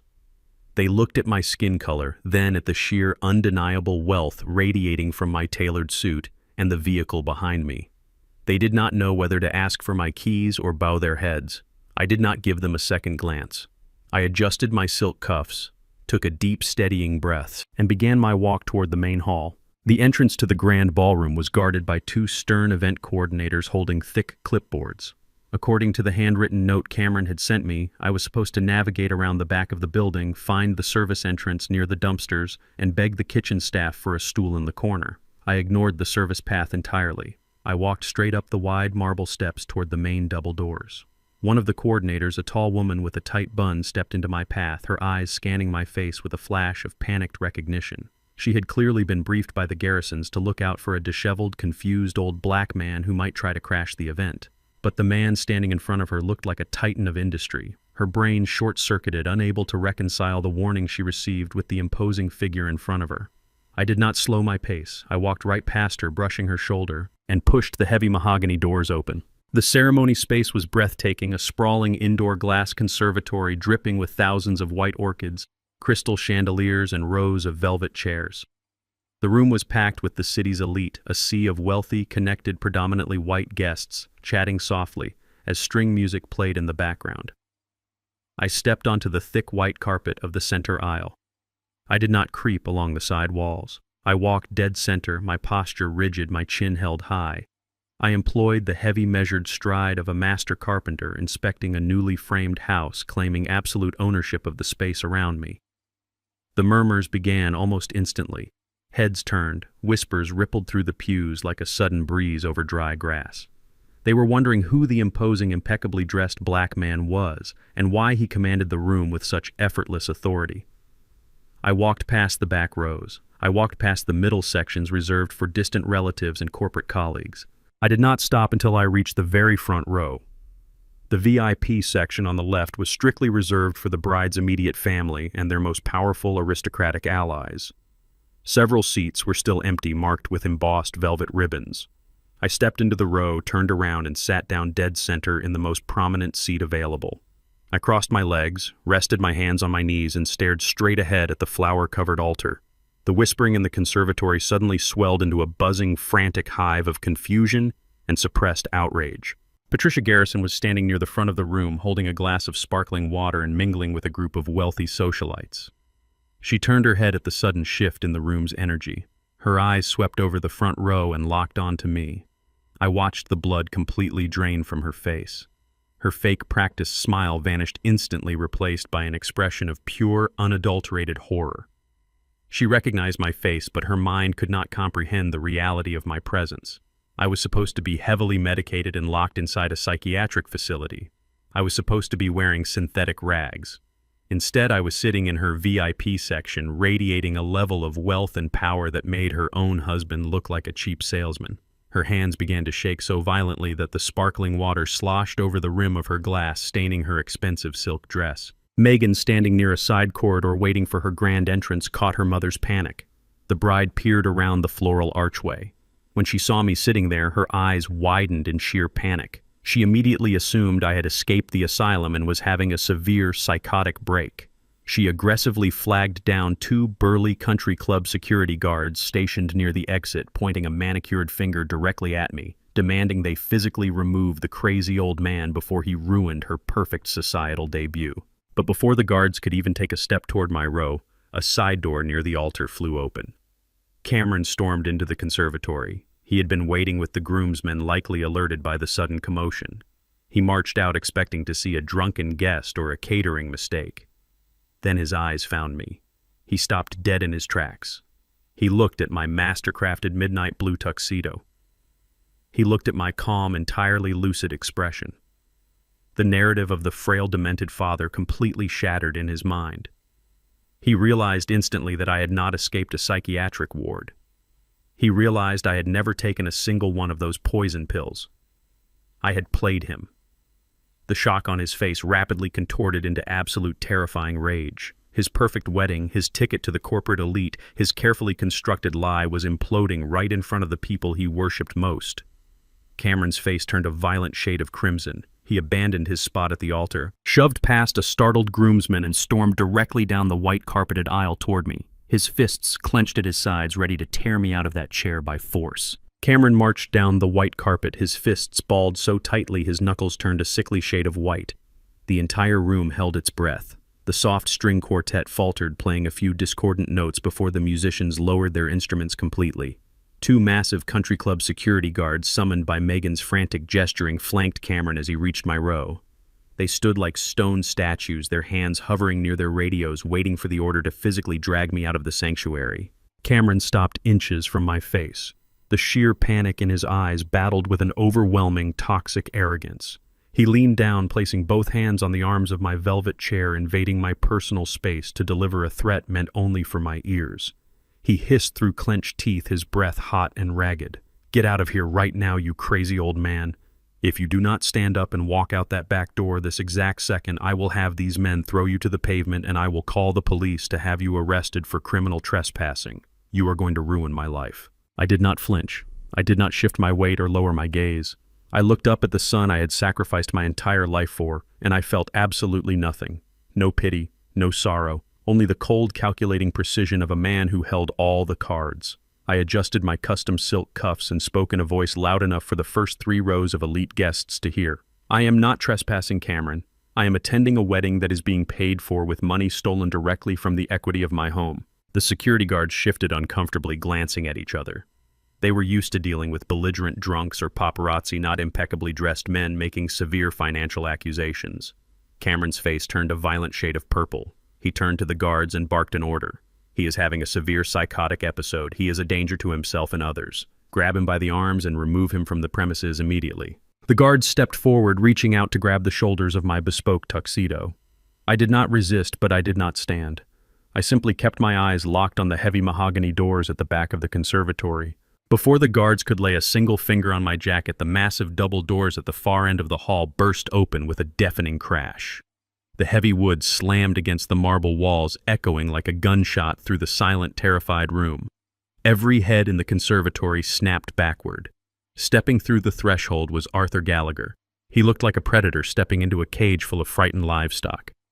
He wore a razor-sharp charcoal suit and carried his signature black leather briefcase, but he was not alone. Flanking him on either side were 4 heavily armed United States federal marshals. The marshals wore tactical vests bearing the golden seals of federal authority, their hands resting assertively on their utility belts.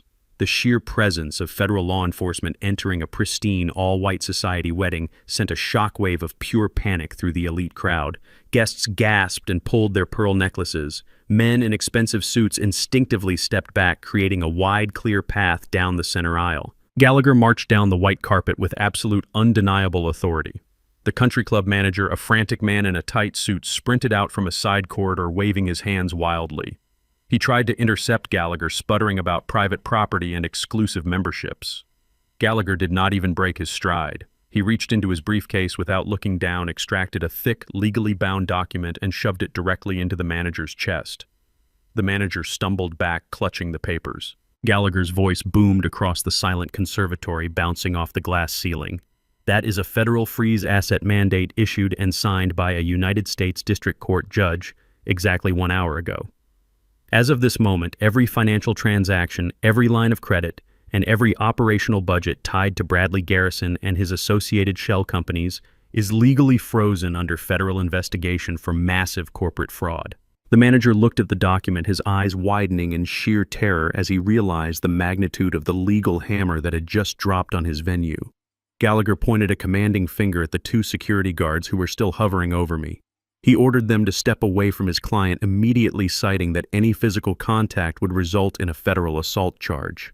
The guards practically jumped backward, raising their hands in surrender and retreating to the edge of the aisle. The marshals fanned out, securing the exits to ensure no one could leave the room with physical assets or hidden documents. Bradley Garrison, who had been hiding near the altar, suddenly pushed his way past the trembling bridesmaids. His face was slick with a cold, terrified sweat, but his arrogant pride forced him to play the role of the untouchable billionaire. He marched toward Gallagher, demanding to know the meaning of this outrageous interruption. He threatened to call the governor, the chief of police, and his army of corporate lawyers to have Gallagher disbarred by morning. Gallagher just smiled, a cold, lethal grin that offered no mercy. He informed Bradley that his corporate lawyers had already abandoned him 30 minutes ago when the federal wire fraud indictments hit their desks. I decided it was time to end the standoff. I stood up slowly from the velvet chair, smoothing the front of my midnight blue jacket. The entire room fell into a dead, suffocating silence. Even the federal marshals stood at rigid attention as I turned to face the terrified crowd. I looked at the security guards, then at Cameron, and finally locked eyes with Bradley Garrison. My voice was low, but it carried the weight of a 30-year commercial empire built from nothing. I commanded the guards to stand down for good. I have every right to sit in this chair, I announced, ensuring every single wealthy guest heard my words with crystal clarity. I am not a trespasser. As of yesterday afternoon, my shadow trust officially finalized the buyout of your bankrupt holding company, Bradley. I now own the primary deed to the land this very country club is built upon. I own the mortgage on your mansion. I own the cars parked in your driveway. You are standing on my property, spending my money, and trying to throw me out of my own building.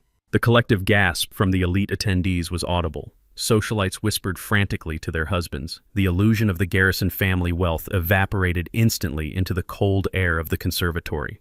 Bradley Garrison's face went completely slack. His jaw trembled as his brain tried to process the catastrophic reality that the uneducated black carpenter he had openly mocked was actually his sole absolute creditor.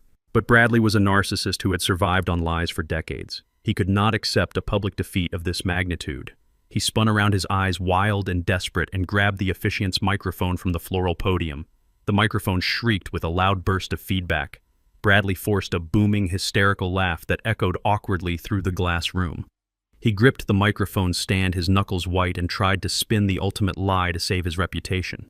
"Ladies and gentlemen, please do not be alarmed," Bradley shouted into the microphone, his voice cracking with panic. "This is a tragic misunderstanding.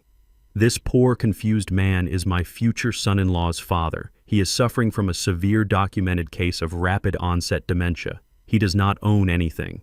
This lawyer is taking advantage of a sick, delusional old man who escaped his medical facility." Bradley waved his hand dismissively, trying to command the room back into his false reality. But his hysterical laughter fooled absolutely no one. I just looked at Felix, the photographer, who was standing by the control booth, and gave him a single definitive nod. I stepped onto the elevated wooden stage, my leather Oxfords echoing with a heavy, deliberate rhythm that cut straight through the tense murmur of the crowd.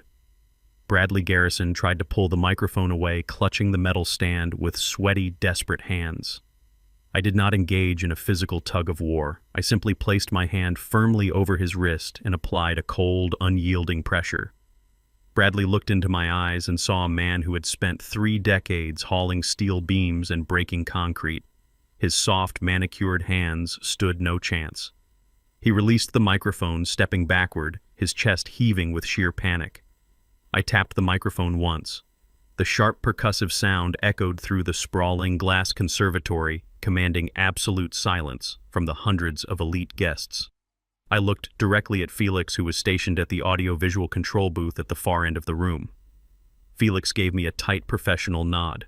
His finger descended on his wireless remote. The massive digital screen suspended behind the floral altar flared to life. The guests leaned forward, expecting the scheduled 20-minute romantic montage of Cameron and Megan's perfectly curated relationship. Instead, the high-definition projectors beamed a blindingly stark white and red legal document across a display meant for cinematic grandeur. The header was unmistakable. It was an official notice of default and intent to foreclose. The numbers were blown up to massive proportions, glaring down at the wealthy attendees. $4 million in delinquent commercial debt. The screens transitioned rapidly, flashing a barrage of catastrophic financial reality. Felix queued up the double mortgage paperwork on the Garrison estate, complete with the glaring federal tax evasion penalties and the desperately high-interest bridge loans Bradley had secured just to keep his lights on. I stood perfectly still at the center of the stage, letting the undeniable evidence speak for itself. The reaction from the crowd was instantaneous and brutal. In the world of high society, there is no sin greater than poverty masquerading as wealth. The polite whispers morphed into loud, disgusted gasps. Wealthy socialites pointed at the massive screens, recognizing the names of the aggressive private lenders Bradley had borrowed from.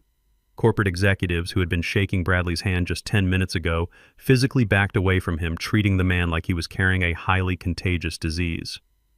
Bradley stood frozen, his mouth opening and closing silently, utterly stripped of his false aristocratic armor. He had invited the most powerful people in the city to celebrate his legacy, and I had just turned his grand stage into a public financial execution. Felix did not give the crowd time to recover. With a swift keystroke, he triggered the second file. The glaring white financial documents vanished from the screens, replaced immediately by the crisp, high-definition video I had recorded in the secluded commercial parking lot. The footage filled the massive displays behind the altar. At first, the guests seemed confused, perhaps thinking this was a candid, impromptu romantic clip added to the presentation. But the silver convertible was unmistakable. Megan was clearly visible in the driver's seat, wearing her designer sunglasses and a tight dress, leaning entirely out of the window. The man holding her face, however, was glaringly, obviously not Cameron. The camera zoomed in with brutal clarity, capturing the passionate, reckless kiss between Megan and the wealthy white venture capitalist Richard. The country club's state-of-the-art surround sound system amplified the audio, projecting the intimate, breathless exchange across the entire conservatory. The silence in the room shattered completely. The elite guests gasped in absolute horror. Several older women covered their mouths, their eyes darting rapidly between the massive screen and Megan, who was standing frozen near the front row. The sheer audacity of the infidelity broadcast in stunning resolution at her own wedding was a social death sentence. Guests immediately recognized the man in the video. Richard was a known fixture in their circles, a senior partner at a major firm. The crowd realized in real time that Megan was not just cheating on her fiancé. She was actively brokering a transactional affair to funnel money into her father's bankrupt logistics company. The entire marriage was exposed as a fraudulent, desperate business deal, and Cameron was nothing more than the sacrificial lamb providing the legal cover. Megan stared up at the giant projection of her own betrayal. The color completely drained from her face. Her sweet, innocent facade crumbled into a mask of pure, unadulterated terror. She looked around the room, making eye contact with the very socialites she had desperately tried to impress, and saw only sheer revulsion staring back at her. The elite society she worshipped had just collectively banished her. Patricia Garrison completely snapped. The polished, arrogant matriarch lost every ounce of her country club poise. She let out a piercing, hysterical shriek that echoed terribly over the audio of the video still playing on a loop. She threw her glass of sparkling water to the marble floor, shattering it into dozens of sharp pieces. "Turn it off!" she screamed at the top of her lungs, waving her arms wildly at the ceiling. "Somebody cut the power right now! Pull the plugs!" Two venue managers sprinted frantically toward the audio-visual booth, shouting into their radios to kill the main breaker. But Felix was a professional who knew exactly how to secure his workstation. He had entirely bypassed the club's local network, routing the projector feeds through his own encrypted standalone hardware. The staff slammed their hands against the control board, flipping switches and ripping out cables, but the massive screens remained brilliantly lit, displaying the undeniable truth on an endless, humiliating loop.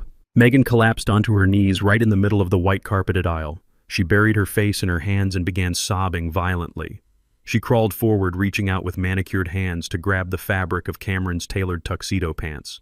She pulled at his legs, launching into a desperate, frantic performance of victimhood. She cried that it was a mistake, that she was pressured, that it meant nothing at all. She expected Cameron to react with heartbreak. She expected him to demand answers or yell at the screen. But Cameron did not even look down at her. He kicked his leg out violently, throwing Megan's hands off his tuxedo with absolute disgust. He stepped over her sobbing form as if she were nothing more than a piece of trash blocking his path. Cameron was not heartbroken over the infidelity. I knew that he already knew about Richard. He had accepted his fiancée's affair as the necessary cost of doing business. The betrayal of his heart meant nothing to him. What truly broke Cameron, what set his blood entirely on fire, was the public destruction of his meticulously crafted reputation. He looked around the room, at the federal marshals, at the disgusted corporate executives, at the undeniable proof of the Garrison's bankruptcy, and realized his golden ticket to the top tier of society had just been incinerated. The vice president title was worthless. The elite connections were gone. He was no longer the rising star of a wealthy family. He was the publicly humiliated complicit pawn in a massive federal fraud scheme. Cameron's eyes bypassed the screens, bypassed his sobbing fiancée, and locked directly onto me. His chest heaved with rapid, shallow breaths. The veins in his neck bulged against his starched white collar. His face twisted into a snarl of lethal, uncontrollable rage. He did not see a father who had just saved him from a 20-year federal prison sentence. He saw the man who had ripped away his illusion of power. "You ruined my life!" Cameron roared, his voice cracking with pure venomous hatred. "I had my seat at the table and you burned it to the ground." He let out a primal, guttural scream and charged the stage. He abandoned every shred of logic and self-preservation, lunging forward with his hands outstretched, aiming directly for my throat. Cameron's polished black shoes tore into the white floral arrangements lining the stage stairs. He vaulted forward with the wild, uncoordinated momentum of a man whose entire reality had just been atomized. He aimed his hands directly at my throat, screaming that I had destroyed his life. He never made it past the first step. Two federal marshals moved with terrifying practice speed. They stepped directly into Cameron's path, crossing their arms and bracing their stances. Cameron slammed into them like a bird hitting a pane of glass. The impact knocked the wind completely out of him. The marshals grabbed him by the shoulders of his bespoke tuxedo, spun him around, and slammed him face first into the polished marble floor. The sickening thud of his cheek hitting the stone echoed through the silent conservatory. One of the marshals pressed a heavy knee into Cameron's lower back, pinning him to the ground, while the other reached for his handcuffs, warning him that any further movement would result in an immediate federal assault charge. I stood at the center of the elevated stage, looking down at my only son pinned to the floor. I felt absolutely zero emotion. The father who would have rushed forward to shield his boy from harm had died the moment I watched him swap my blood pressure medication. I adjusted my midnight blue jacket, completely unbothered by his desperate, muffled screams. The high society guests watched in sheer paralyzed horror as the groom was physically restrained at his own wedding. Cameron writhed against the cold floor, his perfect wedding attire tearing at the seams, spitting out frantic curses and demanding the marshals release him. He still believed he was a victim. He still believed he was a brilliant executive whose only crime was having an embarrassing father. I looked over the heads of the terrified crowd, past the trembling bridesmaids and the paralyzed corporate executives, and locked eyes with Felix at the audio-visual booth. I gave him one final definitive nod. It was time to show the elite crowd exactly what kind of monster they were welcoming into their inner circle. Felix hit the final keystroke. The massive digital screens behind me flickered, wiping away the parking lot affair and the bankruptcy notices. The bright, colorful projections were replaced by the eerie, green-tinted night vision footage from my private study. The date and timestamp glowed brightly in the bottom right corner, proving the video was recorded just 2 weeks ago. The high-definition security camera captured Cameron sneaking into my office in the dead of night. The guests leaned in, their breathing collectively hitching as they watched the groom meticulously execute his betrayal. The footage clearly showed him opening my heavy steel safe, pulling out my certified medical records and shoving them into a manila envelope. But the financial theft was not the climax. The video rolled continuously as Cameron approached my desk. The massive screens magnified his hands as he pulled an amber prescription bottle from his pocket. The entire room watched in horrific, undeniable clarity as my son dumped my life-saving blood pressure pills into a plastic bag and systematically replaced them with heavy, mind-altering sedatives. A collective gasp of pure, unfiltered revulsion ripped through the conservatory. A woman in the second row covered her mouth with trembling hands, staring down at Cameron as if he were a demon. The projection immediately cut to a high-resolution scan of the forged psychiatric commitment order side by side with the toxicology report I had obtained from the private lab. The bold red letters of the lab report explicitly detailed the lethal cocktail of antipsychotics Cameron had planted in my home. The evidence was irrefutable. He had intentionally poisoned his own father to manufacture a fake dementia diagnosis. The narrative of the caring, successful son instantly dissolved into dust. He was exposed as a calculating, cold-blooded predator willing to commit severe elder abuse and medical fraud just to steal a few acres of land and impress a bankrupt family of racists. The heavy, suffocating silence in the room was heavier than any shout. The elite guests, who just moments ago might have felt a shred of pity for the humiliated groom, now looked at him with absolute disgust. Even Bradley and Patricia Garrison physically backed away from where Cameron was pinned to the floor. They were willing to use him, but seeing the raw sociopathic reality of his actions made them realize they had invited a true monster into their home. I lifted the microphone, my voice cutting through the thick, horrified silence of the room. I addressed the crowd, but my words were meant solely for the man pinned to the marble floor. 10 years ago, I sold my commercial transport and construction empire, I stated calmly. I deposited $12 million into a blind trust and chose to live in a modest house driving a rusted truck. I hid my wealth because I wanted to teach my son the singular value of hard work. I wanted him to build his own legacy to earn his respect and to understand that a man's character is forged in the fires of struggle. I gave him every tool to succeed, but I refused to hand him a crown he did not earn. It was a test of his integrity. It was a test to see if he valued the blood and sweat of his family or if he would sell his soul for the illusion of power. You failed, Cameron. You failed spectacularly. I turned my attention away from my son and locked eyes with Bradley Garrison. Bradley was leaning against the floral archway, sweating profusely, still trying to calculate a way out of his federal fraud indictments. He thought the worst was over. He thought the public humiliation was the full extent of my retaliation. He was entirely wrong. I walked to the edge of the stage, looking down at the bankrupt patriarch. Bradley, you thought you were playing a game of chess with a clueless, uneducated laborer, I said, my voice echoing like a judge delivering a final sentence. You thought you could use my son to absorb the legal fallout of your collapsing logistics company while you ran off with the cash. What you did not know is that yesterday morning my shadow trust executed a complete hostile buyout of all your delinquent commercial and private loans. I did not just freeze your assets.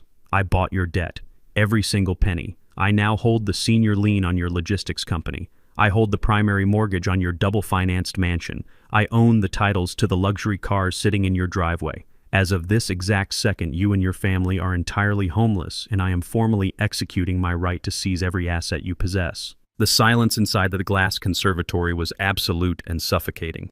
The crushing weight of my declaration hung over the room like a physical force. Bradley Garrison, the man who had spent his entire life looking down his nose at people like me, suddenly looked remarkably small. The arrogant posture, the country club bravado, the illusion of untouchable superiority completely vanished. His knees physically buckled. He stumbled forward, catching himself on the edge of the floral altar just to stay upright. Patricia Garrison, who had shrieked for the power to be cut just minutes ago, now looked as though the floor had dropped out from beneath her expensive silk heels. The realization that their vast, fraudulent empire had been entirely swallowed by the very man they had tried to institutionalize hit them with the force of a freight train. They had no backup plan. They had no hidden offshore accounts left to drain. I had systematically severed every single financial lifeline they possessed. Patricia broke first. She abandoned every ounce of her carefully cultivated high society poise. She rushed toward the edge of the elevated stage, her manicured hands trembling violently as she reached out desperately, trying to grab the fabric of my trousers. She tilted her head back, her face streaked with ruined makeup and genuine tears of absolute terror. "Clifton, please," she sobbed, her voice cracking into a pathetic high-pitched whine. "You have to understand. We were desperate. We were just trying to protect our family. We never wanted to hurt you. It was just a misunderstanding. We can fix this. We can work out a payment plan. Please, you cannot take our home. Where will we go?" Bradley quickly followed his wife's lead, completely shedding his dignity in front of the most elite corporate executives in the city. He scrambled toward the stage, his breathing ragged and heavy. He held up his hands in a frantic gesture of surrender. "Clifton, listen to me," Bradley pleaded, the racist condescension entirely stripped from his vocabulary. "We are family now. We are supposed to be united. I can give you a seat on my board. I can introduce you to the biggest developers in the state. Just release the freeze mandate. Give me back the deeds. We will cancel the guardianship petition right now. I swear on my life we will never bother you again. Please, I am begging you as a father. Do not destroy us over a simple mistake." I looked down at the two of them groveling at my feet. I thought about the forged medical documents. I thought about the heavy sedatives they encouraged my son to feed me. I thought about the handwritten note instructing me to hide in the catering kitchen like a feral animal so I would not ruin their pristine, all-white society photographs. I did not feel a single drop of mercy. I looked Bradley dead in the eyes, my expression as hard and unyielding as a concrete vault. "You did not make a mistake, Bradley," I stated, my voice echoing clearly across the silent room. "You made a calculated business decision. You gambled your entire estate on the assumption that I was a weak, uneducated target. You lost the gamble. My legal team will be at your property at 8 o'clock tomorrow morning with federal eviction notices. If you are not off my property by noon, you will be arrested for trespassing. The finality of my words struck Bradley like a physical blow. The groveling instantly ceased. When a cornered narcissist realizes that begging will not save him, the panic inevitably mutates into vicious, uncontrollable rage. Bradley needed a scapegoat. He needed a target to absorb the catastrophic humiliation of his absolute failure. His face flushed a dark, violent crimson. He spun around, his wild eyes locking onto Cameron, who was still pinned to the marble floor by the federal marshals.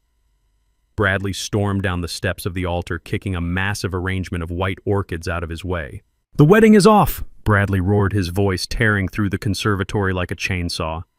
He stopped right above my son, pointing a trembling, furious finger at Cameron's face. "You pathetic, useless pawn. I offered you the keys to the kingdom. I offered you a vice president title at a premier firm. I gave you a seat at a table you had absolutely no right to sit at. All you had to do was execute one simple task. All you had to do was secure the signature of one clueless, ignorant old man, and you could not even do that correctly." Cameron struggled against the grip of the federal marshals, turning his head to look up at the man he had idolized. His eyes were wide with shock, refusing to comprehend that the elite father figure he had sacrificed his own flesh and blood to impress was now discarding him like a piece of broken machinery. Bradley did not stop. The racist venom he had kept hidden behind country club smiles poured out of him in a torrential, undeniable flood. "You were never going to be one of us." Bradley spat, his voice dripping with pure, concentrated disgust. "You were a diversity hire, a convenient signature on a piece of paper. We were going to transfer the corporate liability into your name tomorrow morning and let the federal government bury you under the bankruptcy fraud. You arrogant fool. You actually believed a family like mine would let a man like you run our empire. You are nothing but a cheap street hustler playing dress-up, and you could not even steal from your own father without getting caught." The entire crowd watched in morbid fascination as the grand illusion of the Garrison family was entirely dismantled. Cameron stopped struggling against the marshals. The physical fight completely drained out of his body. The horrifying realization crashed over him. His father had warned him. The secret recordings had warned him. But his desperate, pathetic craving for white elite validation had blinded him to the fact that he was walking directly into a slaughterhouse. He had poisoned the only man who truly loved him, all to win the approval of a family that was actively planning to send him to federal prison. Megan Garrison had been standing frozen near the front row, watching her parents lose their entire fortune and her father publicly implode. She was a woman raised to survive on transactional relationships, and her survival instincts were razor sharp. She looked up at the massive projection screen still displaying the $4 million debt notices, then looked down at the man she was supposed to marry. Cameron was pinned to the floor, facing multiple federal indictments, publicly disowned by his millionaire father and completely stripped of his future executive title. He was a sinking ship, and Megan had no intention of going down with him. She reached up with both hands and violently ripped the expensive imported lace veil from her hair. She threw it carelessly onto the floor. Then she slid the massive, heavily financed diamond engagement ring off her finger. She walked over to where Cameron was held against the marble. She did not kneel. She did not offer a single word of comfort. She simply tossed the ring. The heavy diamond bounced off Cameron's chest and rolled away across the white carpet. "You are entirely worthless to me now," Megan said, her voice devoid of any emotion. She turned her back on him and scanned the crowd of terrified, silent guests. Her eyes locked onto a man standing near the middle aisle. It was Richard, the wealthy venture capitalist from the parking lot video. He was dressed in a sharp gray suit, looking incredibly uncomfortable under the glaring lights of the public scandal. Megan did not care about the optics. She cared about financial security. She marched straight down the aisle toward him. Richard hesitated for a fraction of a second, feeling the judgmental stares of his corporate peers burning into his back. But Megan reached out, grabbed his arm firmly, and pulled him toward the main exit. They pushed through the heavy mahogany doors and disappeared into the afternoon sun, leaving the wreckage of the wedding behind them. In exactly 60 seconds, the entire trajectory of Cameron's life had been utterly obliterated. He had lost his stunning bride to another man right in front of the altar. He had been publicly humiliated and racially degraded by the aristocratic family he worshipped. He had lost his executive career, his social standing, and his absolute freedom. He was lying face down on the cold marble floor of a venue his father now owned, surrounded by federal agents holding handcuffs.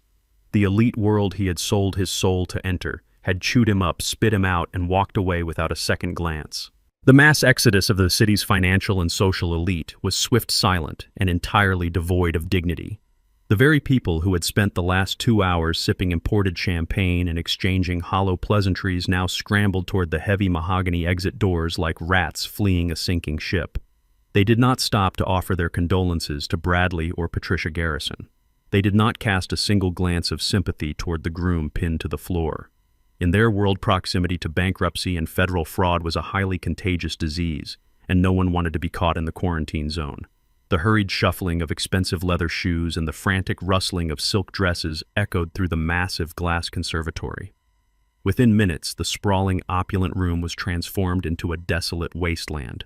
The pristine white carpet, which was supposed to symbolize the flawless union of two powerful families, was now covered in shattered crystal, spilled wine, and crushed white orchids. The string quartet had abandoned their instruments on the stage, fleeing the venue the moment the federal marshals flashed their badges. The only light remaining in the cavernous hall came from the massive digital projectors which continued to cast the glaring, undeniable proof of the garrison's financial ruin across the deserted space. The federal marshals received a subtle nod from Arthur Gallagher. They stepped back, simultaneously releasing their heavy grip on Cameron. They did not offer him a hand to help him up. They simply backed away, leaving him sprawled on the cold marble floor. Cameron pushed himself up onto his hands and knees. His custom-tailored tuxedo jacket was torn at the shoulder seam. The crisp white shirt he wore was smeared with dirt and crushed flower petals. He knelt there in the center of the ruined aisle, his chest heaving as he stared at the empty chairs and the discarded wedding programs. He looked around the vast, silent room, frantically searching for a single familiar face. He looked for his groomsmen, the wealthy fraternity brothers he had bought endless rounds of drinks for, hoping to secure their loyalty. They were gone. He looked for the corporate executives who had patted him on the back and promised him lucrative portfolios. They had vanished. He was completely, utterly alone in a monument to his own spectacular failure. He had traded his soul, his morals, and his own father for a seat at a table that did not even exist. The crushing, undeniable reality of his situation finally breached the walls of his arrogance. The vice president title was a ghost. The elite marriage was a transaction that had just been canceled due to insufficient funds. The prestige he had committed medical fraud to obtain was nothing but a mirage built on predatory loans and racist manipulation. Cameron slowly turned his head and looked up at the elevated stage. I was still standing there looking down at him with the cold, immovable presence of a judge presiding over a condemned man. Arthur Gallagher stood silently to my left, his arms crossed, watching the pathetic display with analytical detachment.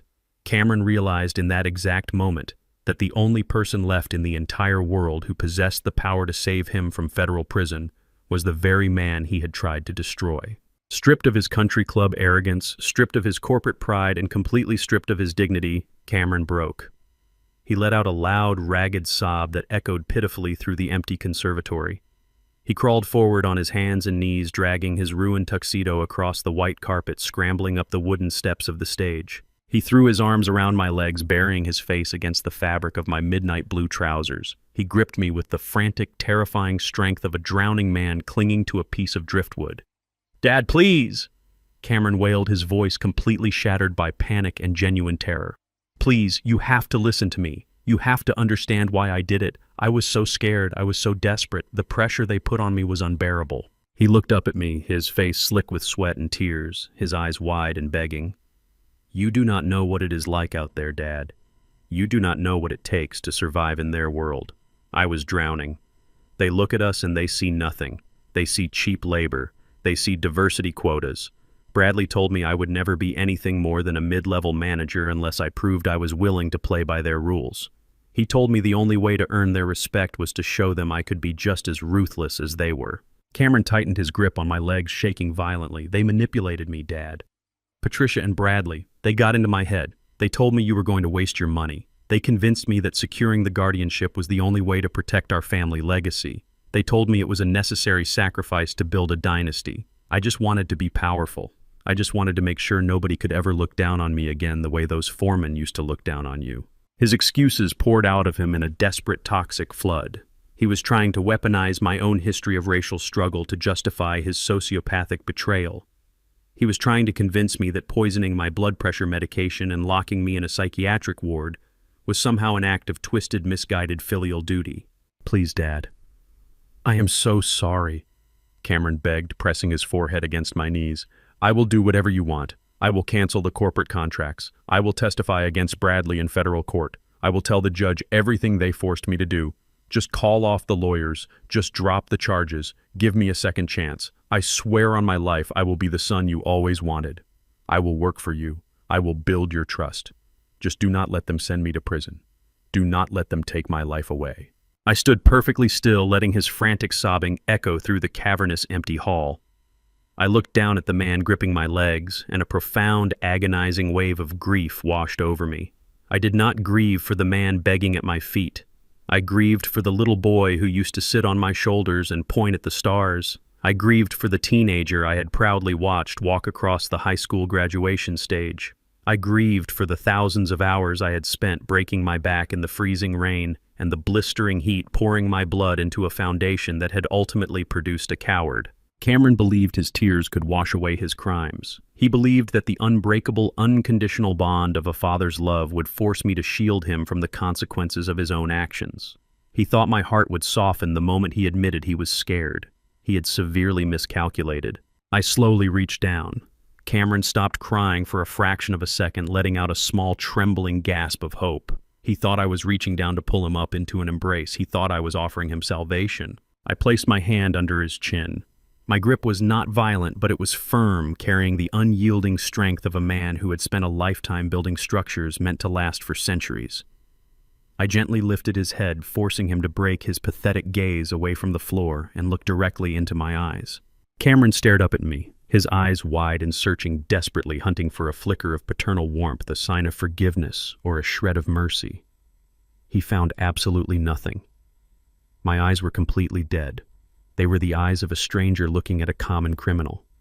The temperature in the room seemed to drop 10 degrees as the realization finally crashed down on him. There was no rescue coming.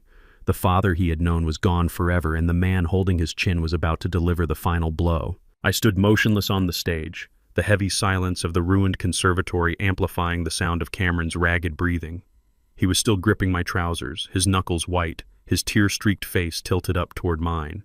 He was waiting for the familiar, comforting blanket of paternal forgiveness he had relied on his entire life.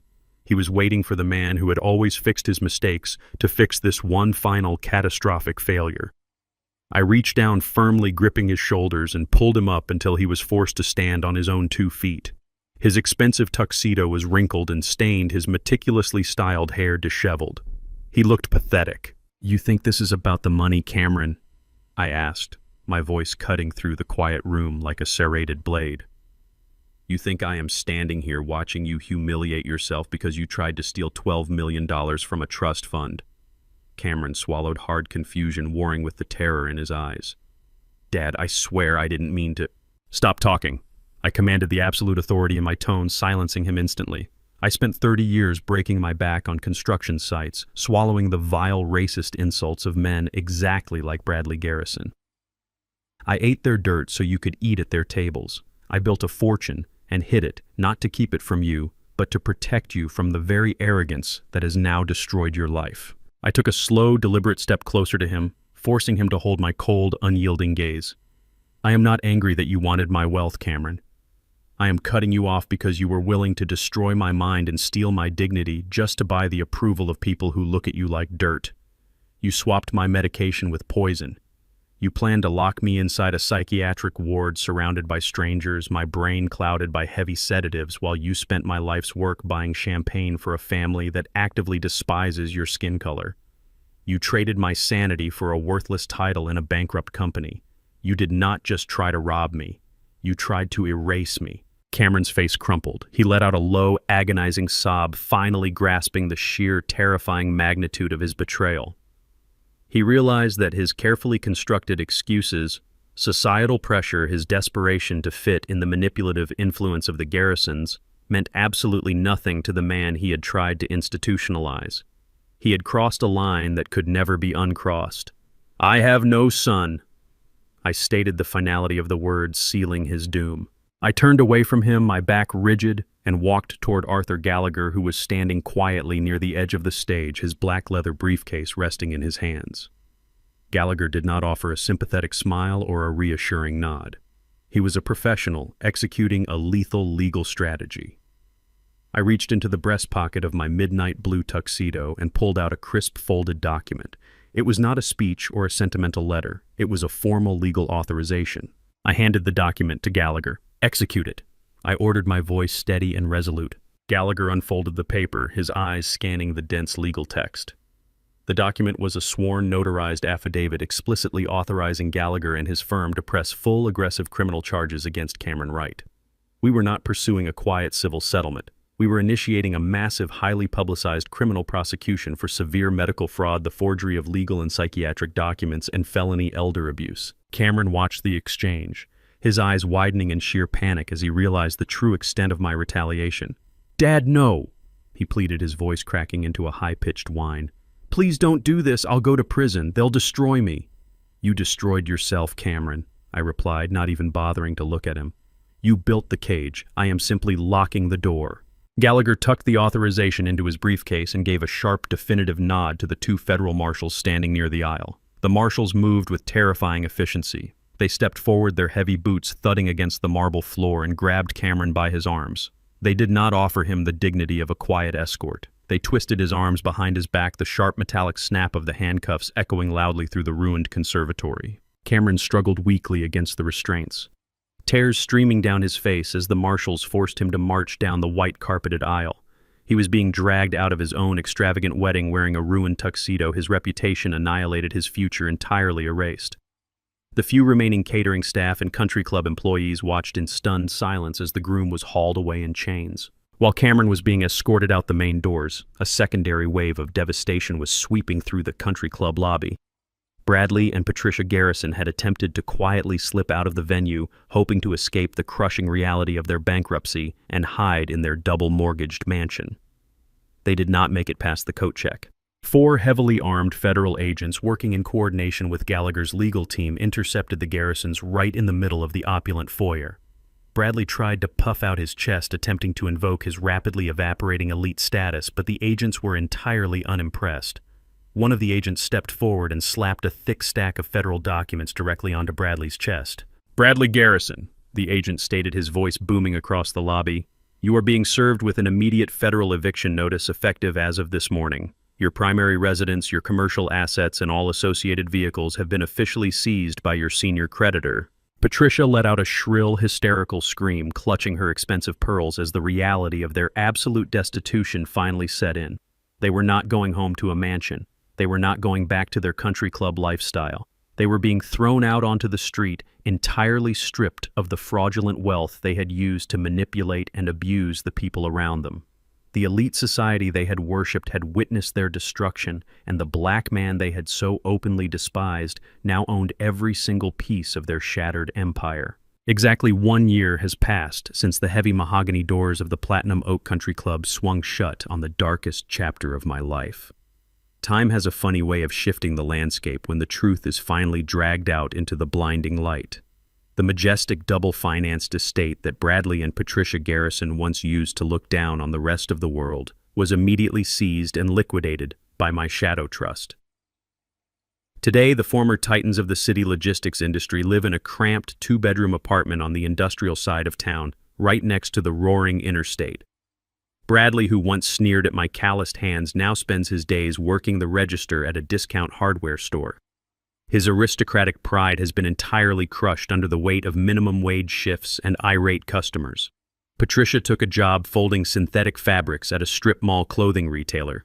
Their high society friends evaporated the exact second their bank accounts hit zero. Megan's ruthless survival instincts proved to be spectacularly flawed. The wealthy venture capitalist she fled the wedding with Richard discarded her the moment the public scandal threatened his own firm's reputation. He filed for a rapid annulment less than 6 months after their rushed courthouse marriage. She was left without a single dollar of alimony, forced to move back into that cramped apartment with her ruined parents. She spends her days scrolling through the social media profiles of the elite circles she has been permanently banned from. And then there is Cameron. The federal judge showed absolutely no leniency to a man who poisoned his own father to secure a fraudulent corporate title. My son was convicted of felony elder abuse, medical fraud, and criminal conspiracy. He is currently serving a 5-year sentence in a medium-security federal penitentiary. Every single month, a standard-issue prison envelope arrives in my mailbox covered in his desperate, frantic handwriting. He begs for forgiveness. He pleads for a visit. He asks for commissary money. I do not read a single word. He traded a life of infinite possibility for a concrete cell, all because he could not recognize the value of the man who raised him. While they navigate the wreckage of their own making, I have found a profound, unshakable peace. I sold the modest house in the suburbs, leaving behind the walls that had witnessed both my greatest sacrifices and my deepest betrayals. I moved into a spacious, light-filled penthouse in the city center, surrounded by floor-to-ceiling windows that overlook the very skyline I helped build. But I did not hoard the $12 million sitting in my shadow trust. I realized that hoarding wealth for a single ungrateful heir was the exact mistake that had nearly cost me my life. Instead, I transformed my fortune into something that could never be stolen, manipulated, or destroyed by corporate greed. I established the Evelyn Wright Foundation, named in honor of my late wife, dedicating millions of dollars to providing full-ride university scholarships for underprivileged Black youth across the state. I do not just sign checks. I personally interview every single applicant. I look for the kids who remind me of myself 40 years ago. I look for the young men and women who wake up before dawn to ride 2 buses just to get to a decent school. I look for the students who work late-night shifts at fast food restaurants to help their mothers pay the rent, yet still manage to maintain honor roll grades. I give my money to kids who actually understand the brutal, undeniable value of hard work. I give them the exact same financial armor I tried to give Cameron, but these students wear it with profound gratitude instead of toxic entitlement. They graduate with degrees in engineering, law, and medicine entirely debt-free when they shake my hand at our annual foundation gala. I look into their eyes and I do not see the hollow, desperate hunger for elite validation. I see raw, unadulterated ambition tempered by genuine humility. They are building their own tables instead of begging for a seat at someone else's. Through them, the legacy of my 30 years of labor is completely secure. The poison Cameron tried to inject into our family line has been entirely flushed out, replaced by the brilliant, unstoppable futures of dozens of brilliant young minds. My days are no longer filled with the quiet anxiety of protecting an ungrateful son. They are filled with the vibrant, relentless energy of a community rising up. On a crisp Friday afternoon, I am sitting on the sunlit patio of the city's most exclusive high-end cafe. The tables are imported white marble, and the espresso is served in fine porcelain cups. I am not sitting here as an imposter trying to blend in. I am sitting here as a man who owns the building outright. Across from me sits Arthur Gallagher wearing his signature razor-sharp charcoal suit, reviewing the quarterly earnings of our latest commercial acquisitions. Next to him is Felix, whose photography business has exploded into a premier media agency thanks to a massive quiet investment from my trust. We are laughing, sharing stories, and enjoying the absolute freedom that comes from living in total, unapologetic truth. The waiter approaches our table and hands me my daily mail forwarded directly from my private office. Right on top of the stack is another coarse gray envelope stamped with the insignia of the federal penitentiary. The handwriting on the front is rushed and messy. Cameron. I stare at my name written in his hand. I do not feel a spike of anger. I do not feel a twinge of lingering paternal sorrow. I feel the exact same calm indifference I would feel looking at a piece of junk mail. I do not tear the envelope open. I do not wonder if this is the letter where he finally takes accountability, or if it is just another manipulative plea for a shorter sentence. I hold the envelope between 2 fingers, leaning slightly over the edge of the marble table, and drop it directly into the stainless steel trash can sitting on the patio. It lands with a soft, dismissive thud. Gallagher watches the envelope fall and raises his espresso cup in a silent, respectful toast. Felix smiles and takes a sip of his coffee. The air around us is clean and bright. I turn my attention away from the trash can and look out at the bustling, vibrant street, feeling the solid, immovable weight of my own earned peace. Money can buy you a seat at the table with the elite, but character dictates if you actually belong there. I lost a son, but I saved my own soul. As I sit here watching the new generation of students walk through the doors of my foundation, there is one final profound truth that this entire nightmare has forced me to understand. It is a lesson about the devastating cost of abandoning your roots for the hollow illusion of prestige. For his entire adult life, Cameron looked at my faded denim jackets, my worn-out work boots, and my calloused hands with absolute undeniable shame. He believed that the grit and the grime of my labor were heavy chains holding him back from his rightful place in high society. He looked at the Garrisons with their double-mortgaged mansion and their leased luxury cars, and he saw salvation. He genuinely believed that proximity to their aristocratic world would somehow magically erase his own deep-seated insecurities. But he was entirely wrong. When you abandon your foundation to seek validation from people who secretly despise your very existence, you do not elevate your status. You simply volunteer to become their most disposable pawn. Cameron learned the hardest way possible that borrowing someone else's privilege will always leave you morally bankrupt. The elite world he worshipped demanded an entry fee he could never afford to pay with his own honest work, so he tried to pay it with my freedom and my sanity. He thought he was climbing a golden ladder, but he was just marching blindly toward his own execution. I spent my entire career building commercial structures designed to withstand hurricanes and earthquakes. I poured the strongest concrete and welded the thickest steel because I wanted to build an impenetrable fortress for my son. But I learned that a flawless, multi-million-dollar foundation means absolutely nothing if the man standing on top of it has no spine.